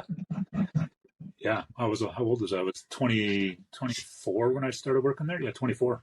So just a punk. Amazing. Kid. Yeah. How long were you there before James joined you guys? I think James worked there for about 4 years, and he left maybe 6 months before me. So I guess I'd been there 6 years, something like that. Okay, so you'd been there for a bit and were established there before he joined you guys. Yeah. Unfortunately, why were you such a bully? I that's a good question because I don't know. Just an asshole, I guess. No, I don't know. It was a competitive environment. Again, it was such a. You kind of felt like you had to earn your way in. Like I don't know. James and I have talked. We should probably have counseling together. I know. But no, we're good. Yeah. No. But it probably is from. It just is like it's kind of what you got from your mentor, Paul. And then you just kind of pass that on to the next person. Yeah, I mean, I've gone through it, so why shouldn't the next person have to go through it too? Except for now. I think that's common in shops. So the culture of the shop prevails, right? Like you see that you go into a different shop and the culture is completely different from another shop, and it can be super competitive or it can be super inclusive or I think that's it would have been more inclusive. It would have been obviously more productive with our art and that instead of like, I mean, James and I have talked. It's like, if I'd have sat down and started drawing together earlier, man, it's like, I would have been way better. I mean, I don't know if he can get any better, but, But, and I mean, it definitely would have helped me a lot and probably both of us at that time, but it's too bad. Yeah. But, hindsight's 2020 and just move on.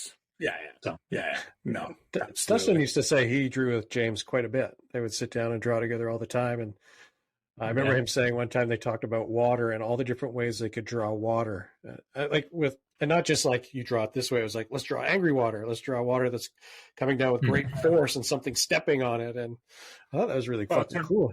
Turns out all my water was angry back then.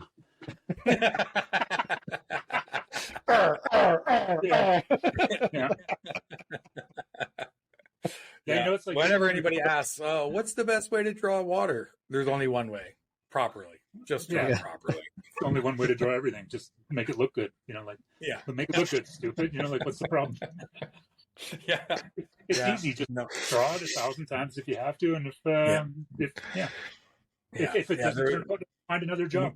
Remember when people started trying to do like milk water, like blobby milk water? Oh yeah, like the 90s, like the new stoolie. Oh my god, that was. Yeah, I remember Scott McEwen making fun of a few people who I was like, oh my god, they're the best tattooers ever, and McEwen be like, nice milk water.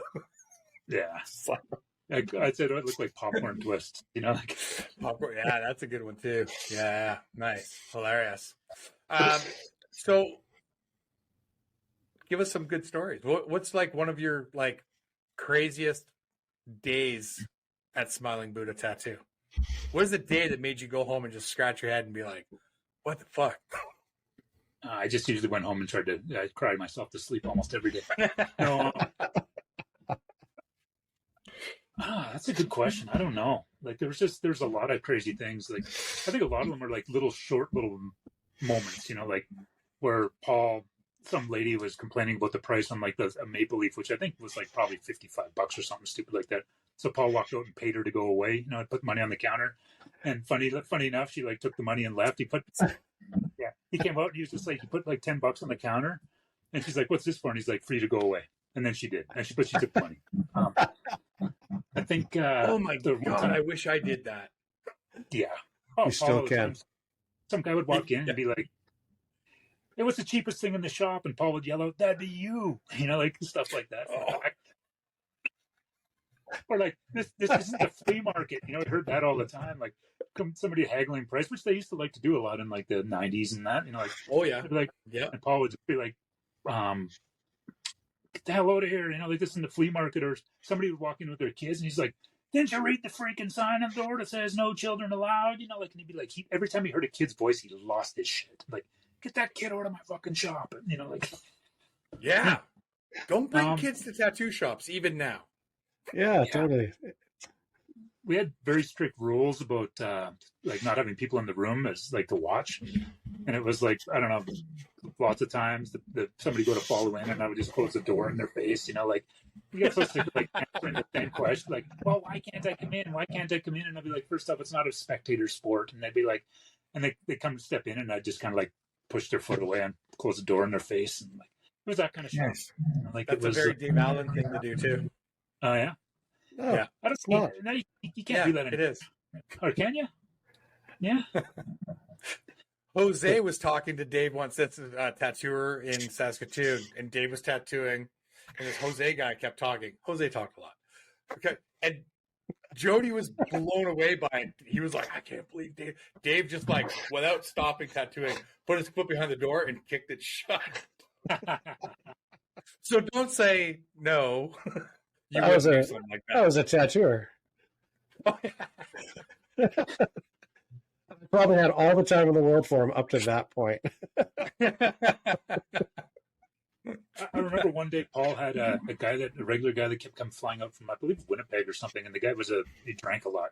So Paul had given him warnings, you know, like don't come in drunk. And the guy came in one time, he was working on his back piece for about 2 hours, and he'd be laying on his stomach, and he had a Slurpee cup. And when he got to get up, he stood up, he took a header and took out Paul's wall of masks, broke one of his Oni masks, I believe, if I remember correctly. And I hear this, bam, Paul lost his shit. The fuck? And the guy was drinking straight vodka. Like he had must have had a 40 in this like big gulp cup, and he was just like, oh. And when he stood up, he was just plastered. You know, like, and came in sober, and 2 hours later, watched another guy eat like about 7 or 8 grams of hash. when like Oh my God. they just kept eating it like chunks after chunks. And I mean, that's actually, I think Paul actually, I think Paul said it was actually a good thing because he became more and more of a puddle. It's the opposite of what happens when people get tense towards the end. This guy was just turning into a puddle on the chair, you know, like. Oh my God. Holy shit! Good I- times. There were so many. How many? Sorry? Yeah, I was just gonna say, how many people do you have at your shop with you now? There is 7 or 8 of us, like about 7 artists, a piercer, and 2 counterstaff. My wife does like the booking, and we have another girl that helps up at the front doing bookings and that. So there's 10 of us all together. Wow. Yeah. Full shop. Busy. Yeah. Full shop. Yeah, it's a tight ship. It's run very efficiently, and you know that's definitely a byproduct of Smilin Buddha. Yeah. The scheduling and everything. We try to. Yeah, I mean, they're not all as hard-assed as what I was like years ago. So things have gotten a little easier. People actually get holidays now, which is something that you couldn't do at Smiling Buddha. One of my best friends asked me to be in his wedding party, and Paul told me no because it was on a Saturday. So, yeah.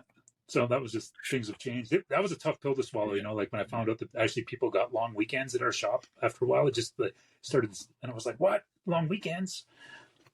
I just felt, because I was like, I never got long weekends. Yeah, I started this past year. Every year, I'm like, I'm not going to even open the shop on long weekends. Long weekends are always dead. Most people aren't even booking. And then I finally did it. I was like, you know what? If people want to work a long weekend, it's fine. But in August, I'm shutting the shop for 2 weeks. Yeah. You can work when the shop is closed. If you book your own appointments, it's fine. But like, you have to take 2 weeks off. So you can either, like, I don't care. Like, so one guy took off 2 weeks while the shop was closed.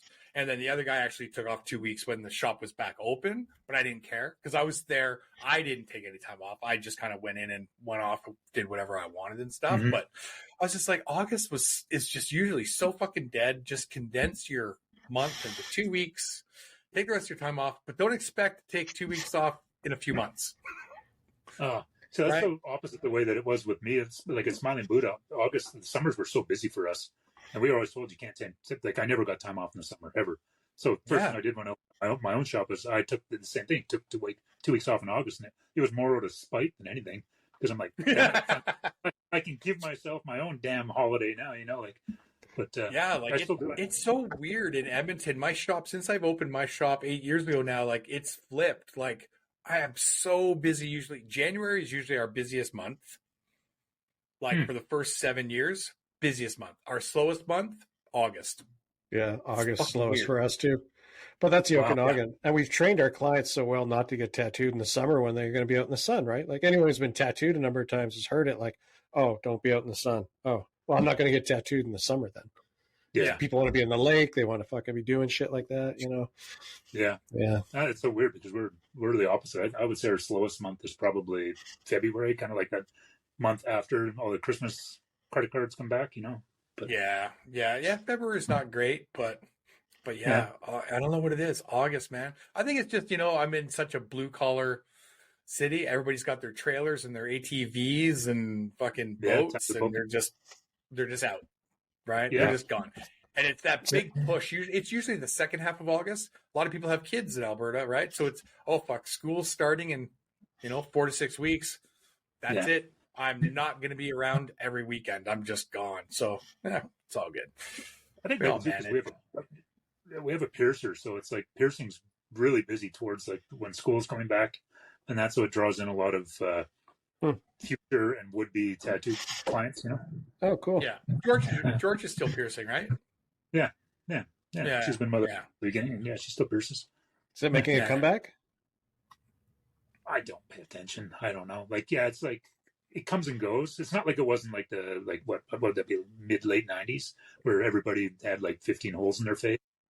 Yeah, like how many rings can you fit on one eyebrow? Like, no, it's not like that now. It's like more traditional piercings, earrings, and I think noses. I get so many phone calls. I get so many phone calls every day. I never get emails or DMs or anything about piercings, but our phone, 9 out of 10 phone calls is inquiring about piercings, and it's like, No, we don't do piercings. Yeah. I don't like piercer in there. piercers. I don't like piercers. It's probably my aversion to George as a human being.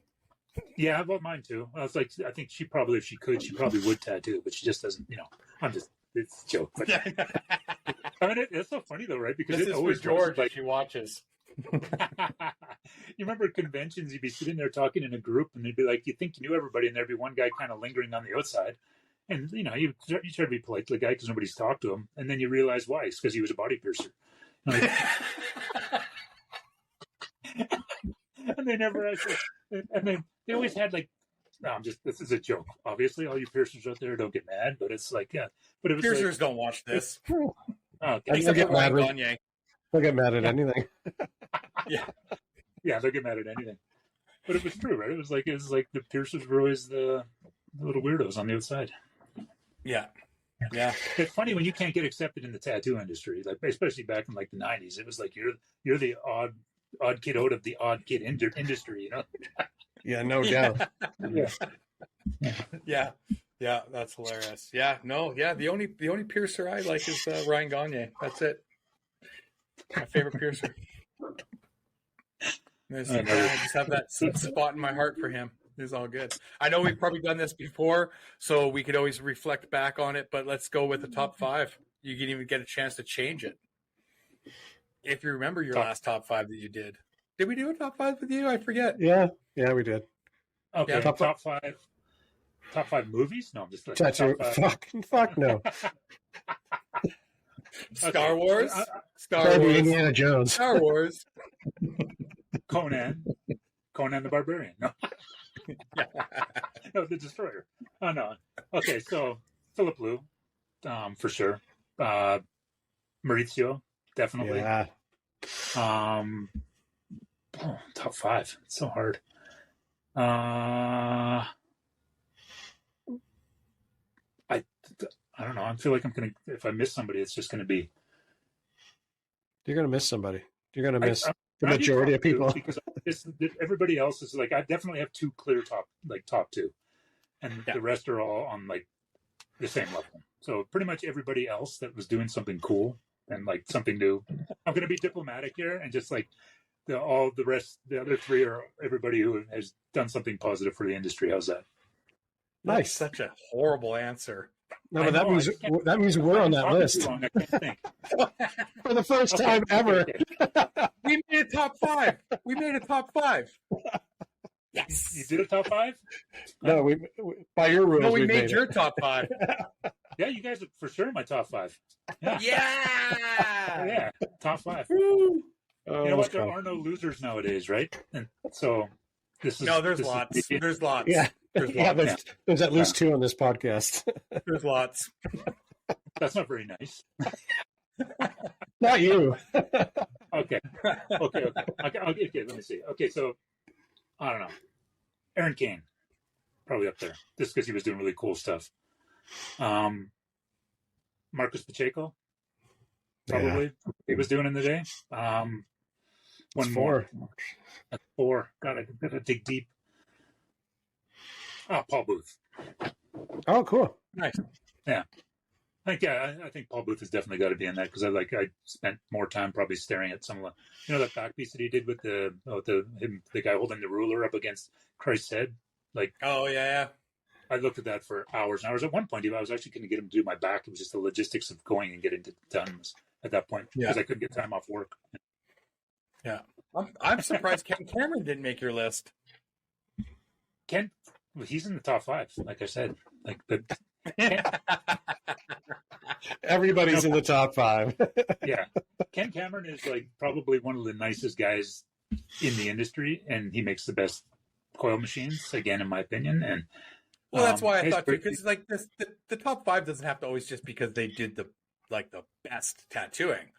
He makes like some of the best machines for other people to use to do amazing tattooing with, right? So there's so many different ways to influence the industry outside of just like the art of it, right? The technical ability also is a big part of it for some of us. So us non-artist tatters. Okay, I agree. So sorry, Aaron Kane, you're off my list. Ken Cameron's in.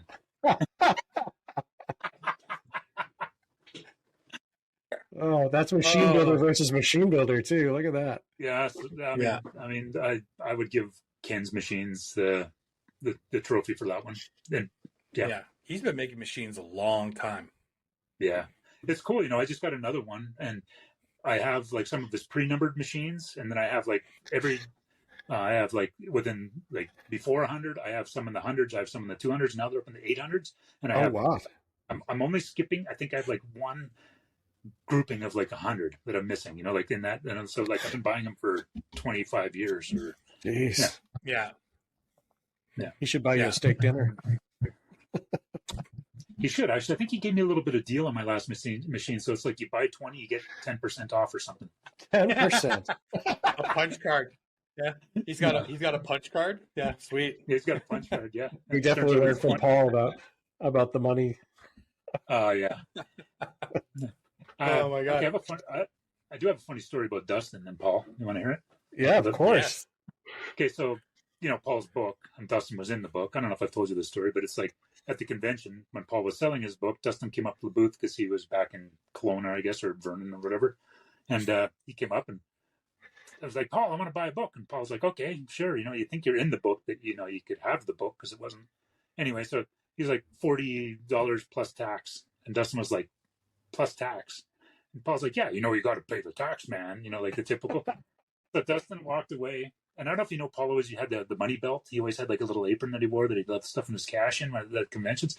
Okay. So Dustin comes back and he's like, throws the money on the counter and he's like, here's your fucking tax. And Paul just kind of scooped it up like nothing. And he was like, thanks. Like, here's your $2 in tax or whatever. Like, you've worked for the guy for, I don't know, I suppose Dustin probably worked there 4 years in total, or maybe and you're in the book, you're part of the story, like you think you get the tax off at least, but No, not with Paul. He accused me of eating Vaseline at one point. He's like, what are you eating that stuff? Because I used a little too much on my stick, and I'm like, okay, Paul, I can buy my own Vaseline. This at that time I was like, 75 cents a tub or something. It's like I can buy my own Vaseline. Yeah. I didn't because I knew it bothered me so much. But... Amazing. Oh, that was great. Amazing. What conventions are you going to do this year? Any? I am going to do Saskatoon and Toronto for the first time, I think. I'm going to go go hang out with Dan. But, nice. Other than that, we're talking about doing that one. Oh, yeah? Yeah, you should. That'd be fun. Yeah. Do you guys like conventions still? Nope. Did you ever like them? Yeah, for a little while, definitely. Yeah. I haven't worked one though in forever. Part of it. Yeah. The socializing part is the only reason. Otherwise, they couldn't convince me to go anymore. It's different. It's a different thing. I wish they'd put them in the hotels again. Yeah, I'd like to see a different model. They're just so big and busy now. Yeah. But so you're going to do Saskatoon, Toronto, and even anything else? No, that's it, I think. Yeah. Maybe. Awesome. Yeah, I think so. Drive out and hang out for the Okanagan one. Rob invited me out. It's like Toronto, and I believe they're really close together, aren't they? Like one's in June and one's in July, and that's getting a little. Maybe. Yeah, just drive out for the weekend and hang out. Don't work. Yeah, I'd like that. Yeah. Could be cool. Maybe I will. Yeah, come swim. Had a shot. If you go to Kelowna, I'll go. All right, cool. Oh, we have it on record. Yeah, we have it on record. I said, "Oh, cool." Yeah. I didn't say yes. I just said, "Oh, cool." That means all sorts of different things. Remember, you guys are my top five, so it's nice. Yeah, totally. Yeah. No, but last year, we're talking about doing the Toronto convention, and then last year I did the Okanagan to the island, kind of like as a road trip, also with my girlfriend. It was super amazing, and it's something that I wouldn't mind doing again this year. Just another vacation. I haven't really done vacations in so long. I forgot how nice they are. Oh, they're great. The problem is you start to get addicted to them. Another interesting thing that I've started to have. I did a lot of vacations this past year. Did you? Interesting thing is with like talking with some of the guys that I've known, that like Henning and Trevor McStay and those guys. It's an interesting transition point then, because they have their exit strategies in play now. You know, like it's because you have to start thinking about it, and it's like, I'm like, wow, I can't believe I'm at that point that I'm the people that I know that are like they're older than me, but I keep getting asked all the time, like, how many more years do you have left? And I'm like, Jesus, I'm not that old. But it's weird. It's like it's an interesting thing. Like now you got to really start thinking about what am I going to do? I mean, I take 2 weeks off. After a week, I'm bored. And like kind of like You're taking the wrong kind of vacation. I'm 51. 51. Okay. Yeah. So I have a year on you. Crazy. Yeah. But I know. I still don't like. Did Paul really retire? I think so. Like, or is he secretly working somewhere? No, I think he's. I've never heard of a tattooer retiring. Have you? I can't think of a tattooer that has literally retired and left tattooing. Totally. Yeah, not many. Not many. Not many. I know people that have like they said that they're done and then they come back because, again, it's a good job. So it's like but I'm guessing Paul for a lot of different reasons, like his health and that, and like just he's 70 years old. I mean, like I mean, I'm not so sure at 70 I want to be tattooing still. Yeah. I mean, according if I could, like. I don't know. I mean, it's hard. I can't see my life without it. So it's like it's a really tough question to answer. Yeah, 100%. Absolutely. I've asked Paul 4 times to do a small tattoo on me, and he's nope, too late. You missed it. You missed it every time. It's like you missed it. Yeah, I've heard that from other people too. I think he's done. Yeah. I mean, he might maybe somebody like I don't know, like somebody. I don't know. Maybe one time he'll do like a little one on somebody, but that doesn't really count. That's like. No, that doesn't count. That's novelty. That's like Brian Zuck, right? Like Brian Zuck is done, but he comes back every once in a while, does a little bit of stuff on some people and stuff. But yeah, he's done. Yeah. So yeah, crazy, awesome. Thanks for joining us today. That was a good time. Thanks, guys. Yeah, man. I'm sure we could have. I don't know. There's always more to talk about, but always we'll have you on again. Sure, sounds good. Yeah, well, you can show us your collection. You can show us your doll collection next time. My doll collection? Sure. Not the rubber ones, right? Not those. Those are private. Your little figurines. Oh yeah. My articulated action figures. No. Yeah. My man dolls. My man toys. Man dolls. Yeah. Yeah. Well, I won't be in Saskatoon. But hopefully I'll see you in Toronto. Yeah. Okay, maybe Kelowna. Good. Which is first? Kelowna, I think July. Okay, so Toronto's June 14th, and then end of July is Okanagan. Okay, Saskatoon is like soon. So, yeah. All right. Well, if I don't.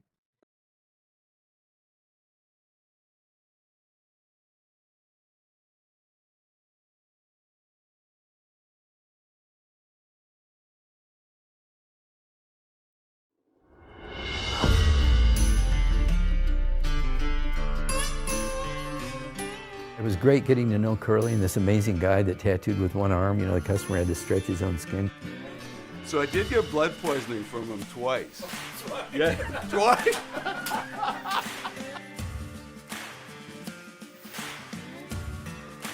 Ed Hardy brought this whole Japanese influence into American tattooing. Once Dave Shore come onto the scene, it was like tattooing completely changed. If anybody could say anything about greaseball Japanese, it's fucking Dave Shore.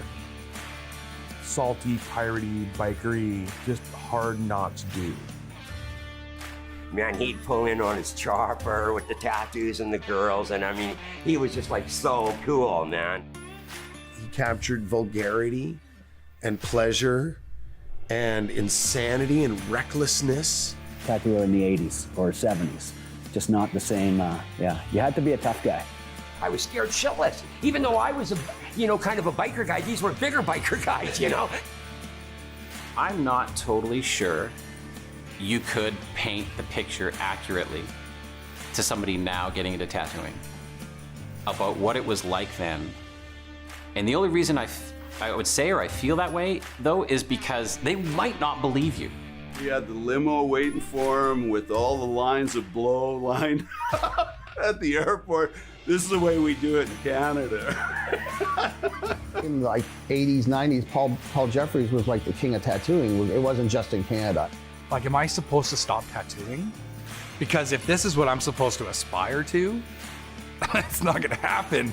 Each one of these old masters influenced groups of tattooers who in turn influenced other groups of tattooers.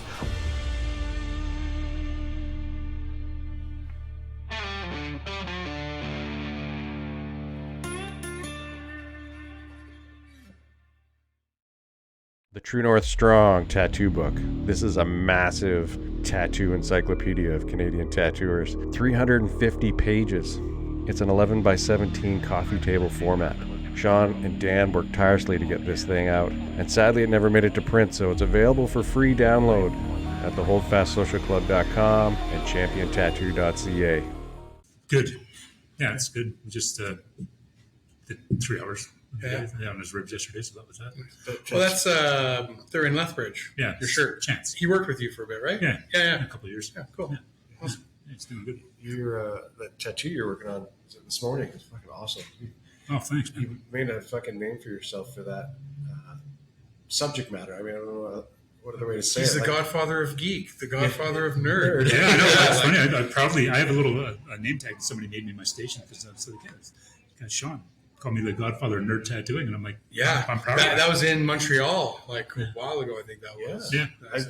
I remember all the Star Wars tattoos coming out and all the other stuff, and I always wonder, like, how much of that is he doing like full time? Is he doing tattoos like we do? And then it's like, I've never seen a tattoo by you, or when I've seen you working, that is anything other than that. I do other stuff, not as much as what I used to. I mean, you do a lot of fantasy stuff too, not just like. Yeah, I do. Not just pop culture nerd stuff, like you do like fantasy stuff. D&D nerd stuff. D&D nerd. Yeah, different kind of nerd stuff though, right? Not all Star Wars guys are into D&D and stuff. You're a little more well-rounded of a nerd. Yeah, and then they're like, okay, well, I'd like this. And I'm like, okay, well, let's do it like this to make it nerdy. Yeah. And like, yeah. Or there's other people in the shop that can do it. You know, like, no, I'm lucky now because I've been doing it for so long that I can, people are gravitating towards me to do that. So yeah. Is that something you always wanted? Like, was that in your back pocket already? Like you were, I don't want to say you were a fucking geek or nerd or something. Oh, I was. But that was, you're a collector. You like that shit. Oh, you should see my house. I actually have 2 rooms. I have 2 offices at home. So I think the joke is I even collect offices. And we call them an office, but really it's just this nerd space. I mean, the walls are covered with collections and it spews out. My wife is just like, Jesus, what the hell? When does this end? And I'm like, it doesn't. Well, I'm 51. How many more years do I have left? So I'm like, until then. It's amazing. Yeah, I have a crazy collection. But I didn't ever think it would spill over into my tattooing. Like originally tattooing at Smilin Buddha for so many years, the armbands and well, I remember the Japanese stuff you were doing back then. Yeah, it was like super dope. Like, but I haven't seen anything like that from you since. Yeah, I wish I could do more. I mean, I love tattooing water. It's actually, if I could choose one thing to tattoo, I'd probably say water. Yeah, not Darth Vader. I love water. And yeah, I love water, and then after every time I tattoo water, I'm so disappointed in it, and then I get to do it again, and I'm like, I'm gonna make up for the last one. Well, it is so amazing what you can do with water. You can do like every wave is different. Yeah, every wave has its own life. I was so fortunate when Bill left Sacred Heart, and then I kind of became like the water guy somehow. Oh, perfect. So I got to do so many water sleeves, or like tribal with water, or biomech with water, or just Japanese with water, or just water. And blue. So much blue water. I want to start doing blue water again. So do I actually, because I actually have Mickey Sharp's powder that I mixed. Oh, and really? I want to go back to that old. I miss Mickey Sharp's. Yeah. No, I had the red, they can stand it out of the cup, like soft serve. yeah. And you get, the best way to learn the tattoo is with Mickey Sharp's powder, because if you can get that, and you can get anything in. Yeah.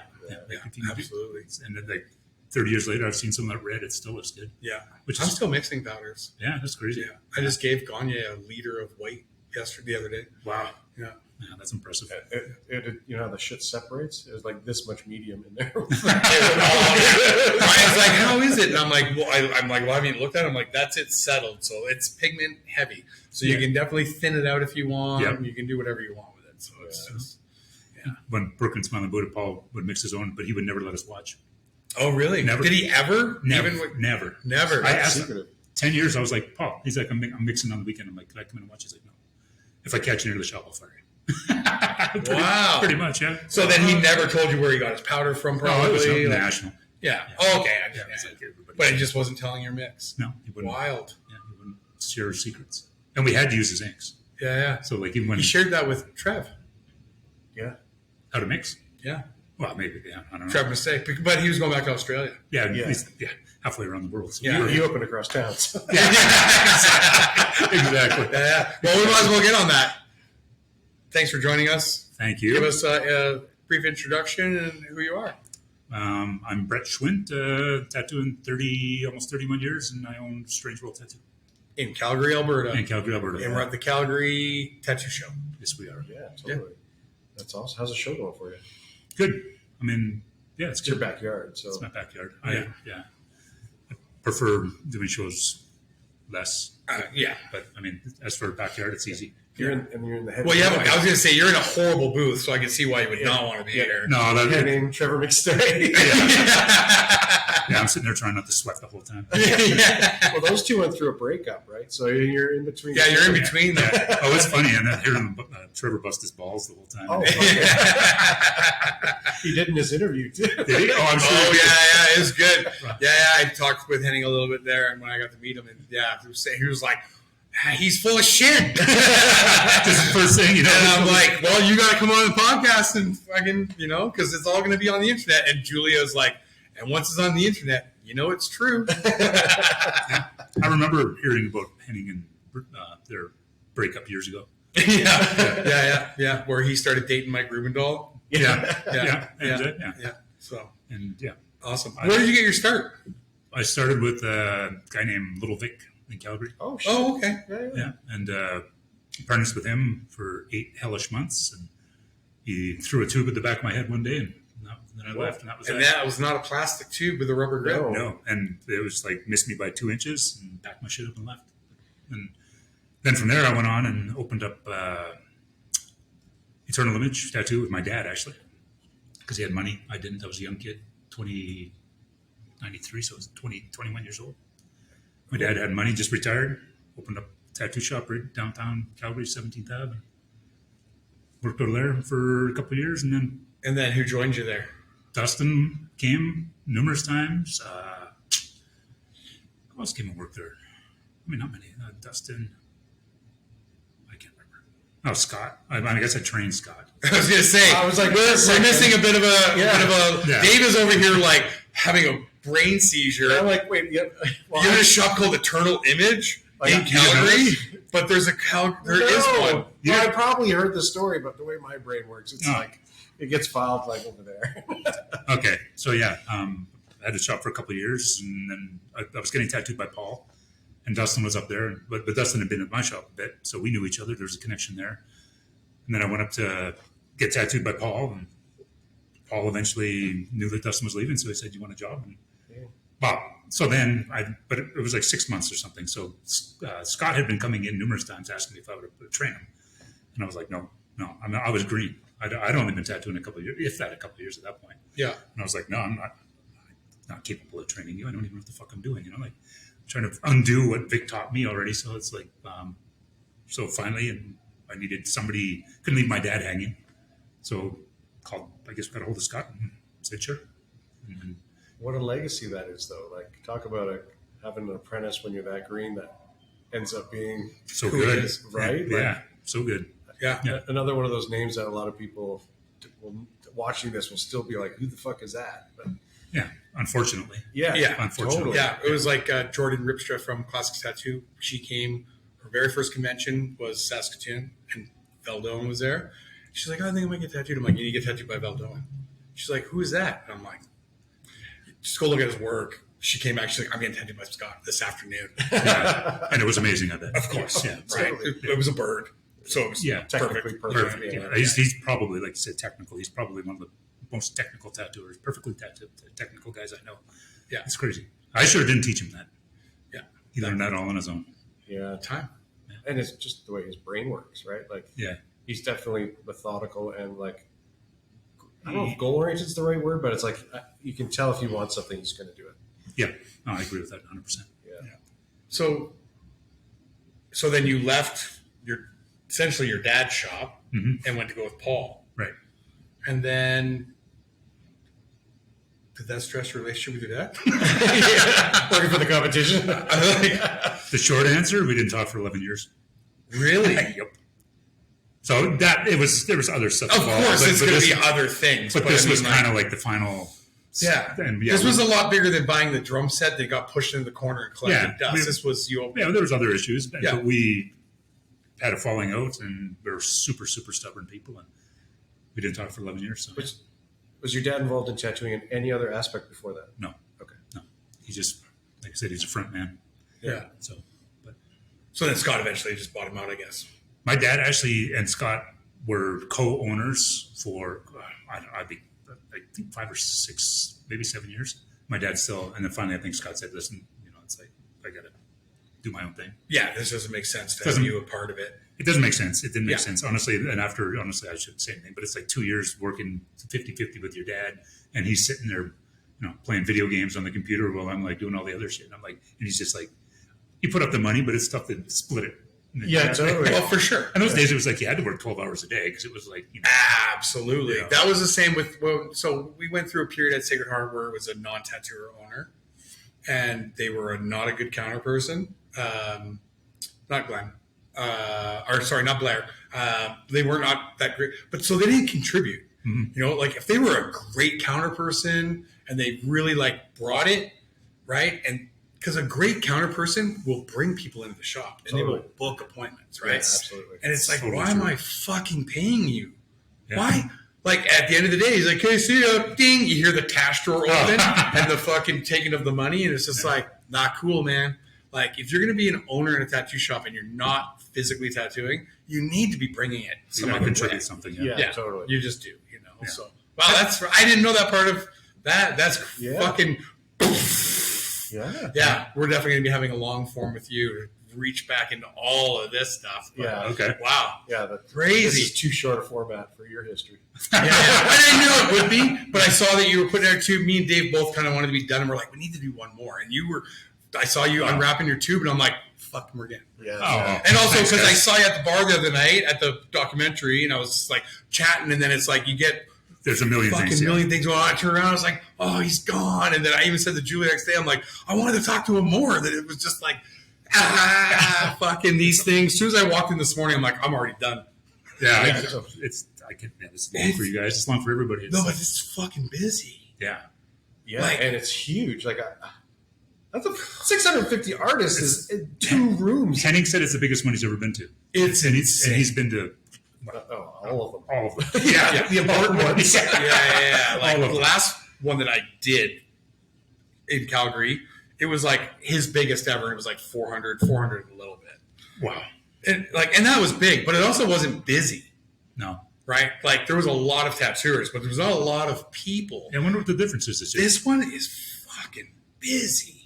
Yeah, the venue is fucking great too. Yeah. Like as far as convention halls go, it's pretty easy to walk around it all. Yeah. Yeah, it's cool the way they actually have the aisles numbered and named. That's cool.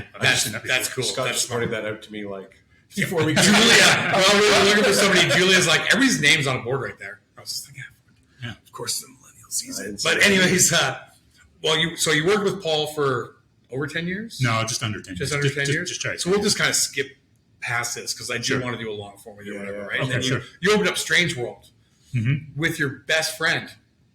I'm kidding. Just kidding. I'm like, hold on a second. Who was that?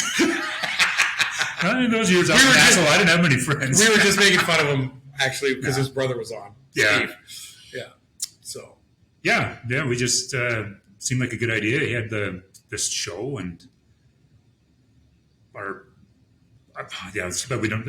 When we do the other format, because I have a lot to say. Steve and I have a really interesting interwoven history. So what year was that? Because I lived in Calgary when it happened. It was 2008? 2006. 2006. Yeah.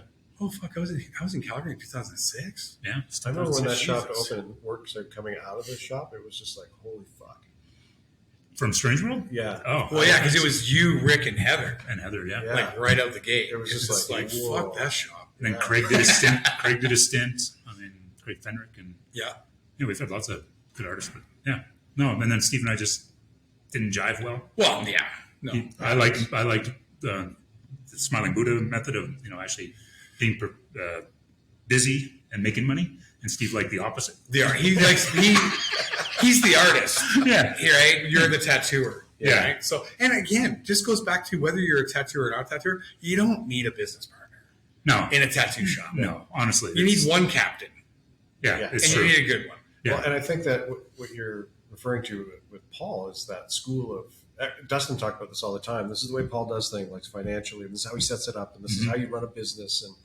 And I'd never heard of that in any shop I'd ever worked in. So I think we're the only shop in the city still that I'm still using Paul's system. Yeah, I wish I knew his system. Honestly, yeah, I can teach you shit. Yeah, I'd like to. Good luck changing it with your artists. But I'll just fire them all. Oh, perfect. Can I help? I'll just let you call him.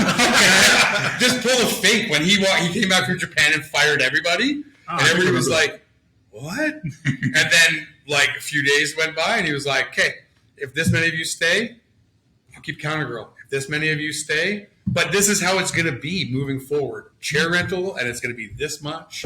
This is what's going to." And he's like, "Funny how all of a sudden these fucking kids can make a lot of fucking money when you let them keep it." Yeah. Well, now I think it's the opposite, though. That's mentality's changed so much. Well, then, but you also have shops now that are doing such a low chair rental $750 that they don't have to work hard. Yeah. They have to work hard enough. Well, and I think a lot of them, if you're young, we remember being young. Where totally, if you're living in a house with 6 other people, your rent's fucking low, or you're living with your parents still, and your fucking hobby is playing video games or something that doesn't cost thrifting. It doesn't cost a lot of fucking money. I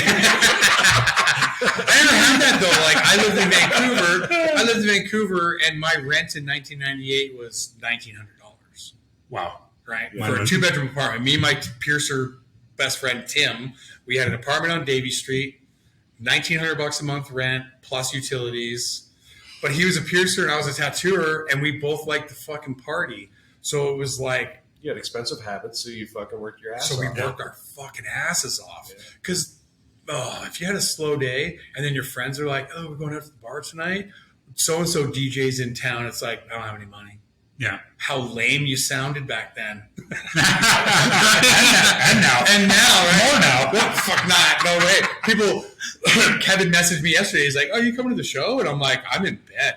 It was 9:30. Yeah. Right? And he's like, "Lucky." Trevor came up to me last night. He's like, "Hey, can I walk to the hotel? How far is it?" And I'm like, "It's like 8:30. I'm like, "I'll drive you." Like, and that was my out. Yeah. Gotta go. Perfect. I'm like, "Thank you." And I'm doing him a big favor, but I'm like, "Yes, thanks." I was out of here. I got tattooed last night, and I didn't get out of here till it was 10 to 11.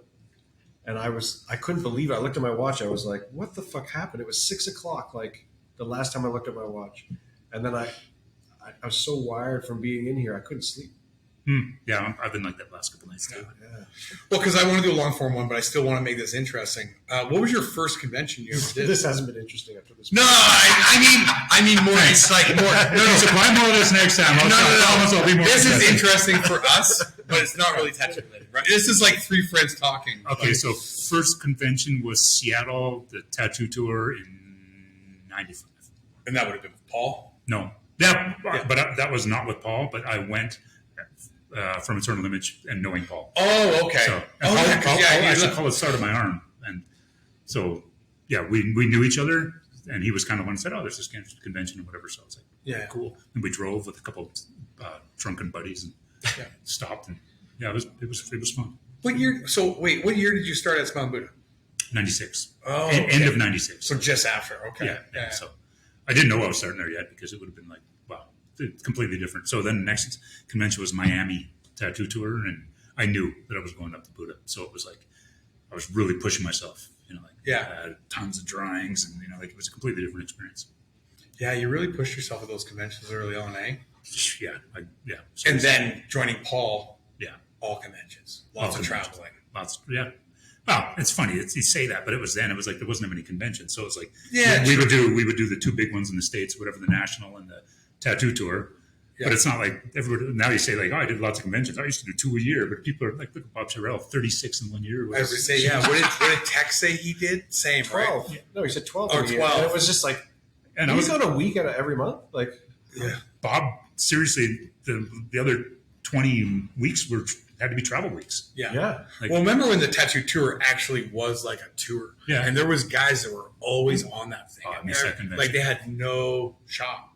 Yeah, I miss Right. that. But that was just building their names. And I so regret not having the balls to do that back then, man. Like they were, the National was really, really good, but those National, the first tattoo tour were the best. You get all the big European guys. There's like Bernie Luther, all those guys were there. It was just mind blowing. Yeah. And like Paul Booth was going to them. And, oh yeah, it was like waiting for the magazines because you knew the tattoo tour episode was, or issue was coming out. It was like, who was there? Who was letting their work getting photographed and stuff too? Because a lot of guys when they were traveling and stuff, they weren't submitting a lot of work. So a lot of the work was being photographed at these shows and stuff. I remember seeing like little. You could barely see Chris Conn work. You could barely see like Patrick Conlon work. So I remember going to the first New York convention and actually watching Patrick tattoo. And I go to take a picture and he's like, whoa, what are you doing with that photo? And I'm like, oh, I just tattooed a Sacred Heart. And my buddy Eric was like, oh, he's with me. And he's like, as long as you're not like publishing that, you can have a picture. So I have pictures of Patrick Conlon tattooing this guy's fucking side and stuff. And I was just like, oh, so fucking cool. Yeah. I worked in Vancouver for 10 days with Vic. I slept in the shop, Anarchy Inc. Oh, really? Yeah, I should probably say this because it's a really good story. Have we said this stuff? We're like, actually, you know what? Do this one. Okay. Because we'll do this as like a side stories pre-release. Okay, so Vic knew the owner of Anarchy Inc. and all the artists got up and left at one point or whatever. So Vic was like, hey, you want to go with me to Vancouver? I'd done maybe 50 tattoos. Fuck yeah. But then, driving with Vic, did you guys know Vic? No. He was. Know the name, but never met. He was a mess. Dude, still to this day, I've never met Paul. What? Paul Jeffries? He's here. I know. You've never met Paul Jeffries? Yeah, actually, I met him once very briefly. So here's just a quick side story. I was driving across Canada with Bill Baker. That sounds like fun. He stopped 6 blocks away from the shop, and he was like, you got 15, because I said I wanted to see the shop. Yeah. And he's like, you got 15 minutes, and I'm leaving you. So I had to run back 6 fucking blocks to run into the shop to buy a T-shirt. And I bought the dragon with the sunglasses and the cigar. Mm-hmm. Fucking drove Bill crazy because I immediately put it on and jumped back in the fucking car and drove across Canada. So so that was like the super brief encounter that I had with Paul. I've met him like kind of briefly more, but never like, actually I've never shaken his hand formally. I've spoken in the same circle as him. Classic Tattoo, other things. Yeah, it's just one of those weird things. It just never happened. Yeah. So, anyway, sorry, go on. Okay, so anyway, so the drive was a nightmare to begin with because Vic is such a mess. It's beat up old pickup. Arms through the steering wheel, smoking joints the whole time. like through like the kicking or like Golden and all that, like through the tunnels and shit. And I'm sitting there like, I'm like 21. I'm just like, you want me to drive? Like, $1,000. He's like, nah, fuck, I'm driving. Like, I'm a good driver. Stoned, like completely. And then we stopped in Vernon. I believe it was Vernon. And he's like, oh, my friends live here. We're going to sleep overnight. I'm like, okay. But we go up, and there's nobody home.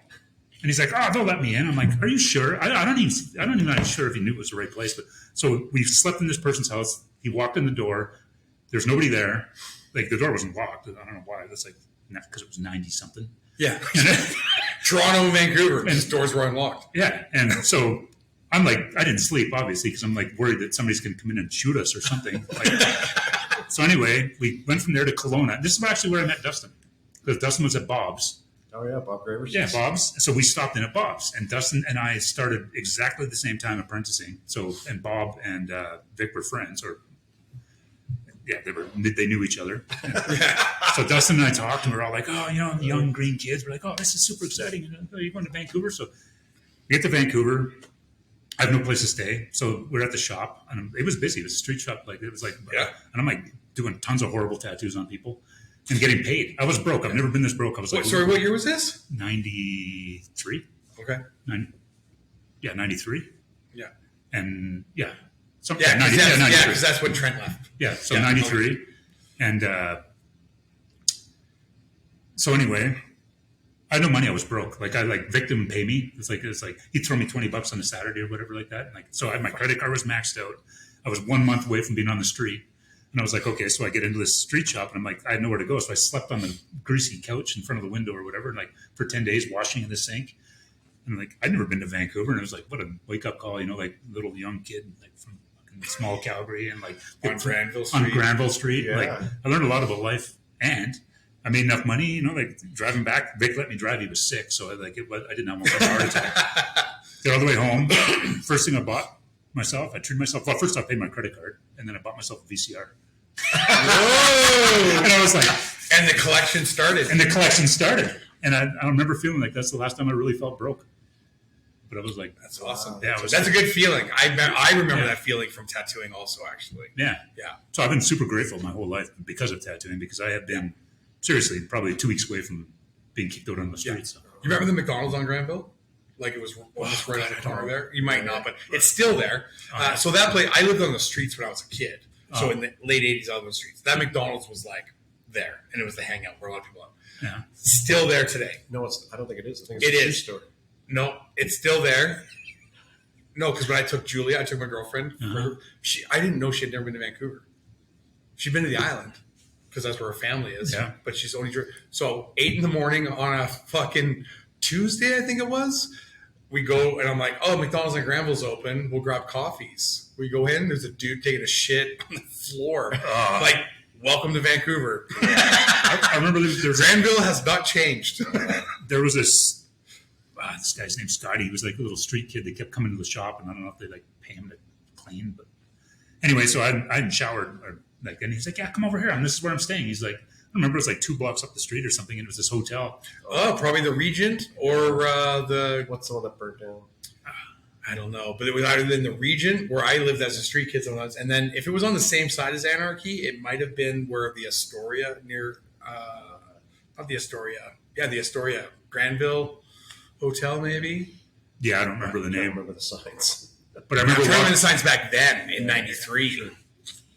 Yeah, if I remember, it had like one of those big old school kind of like vertical. Yeah. Like, anyway. Yeah. But I walked in, and I was like, hell no.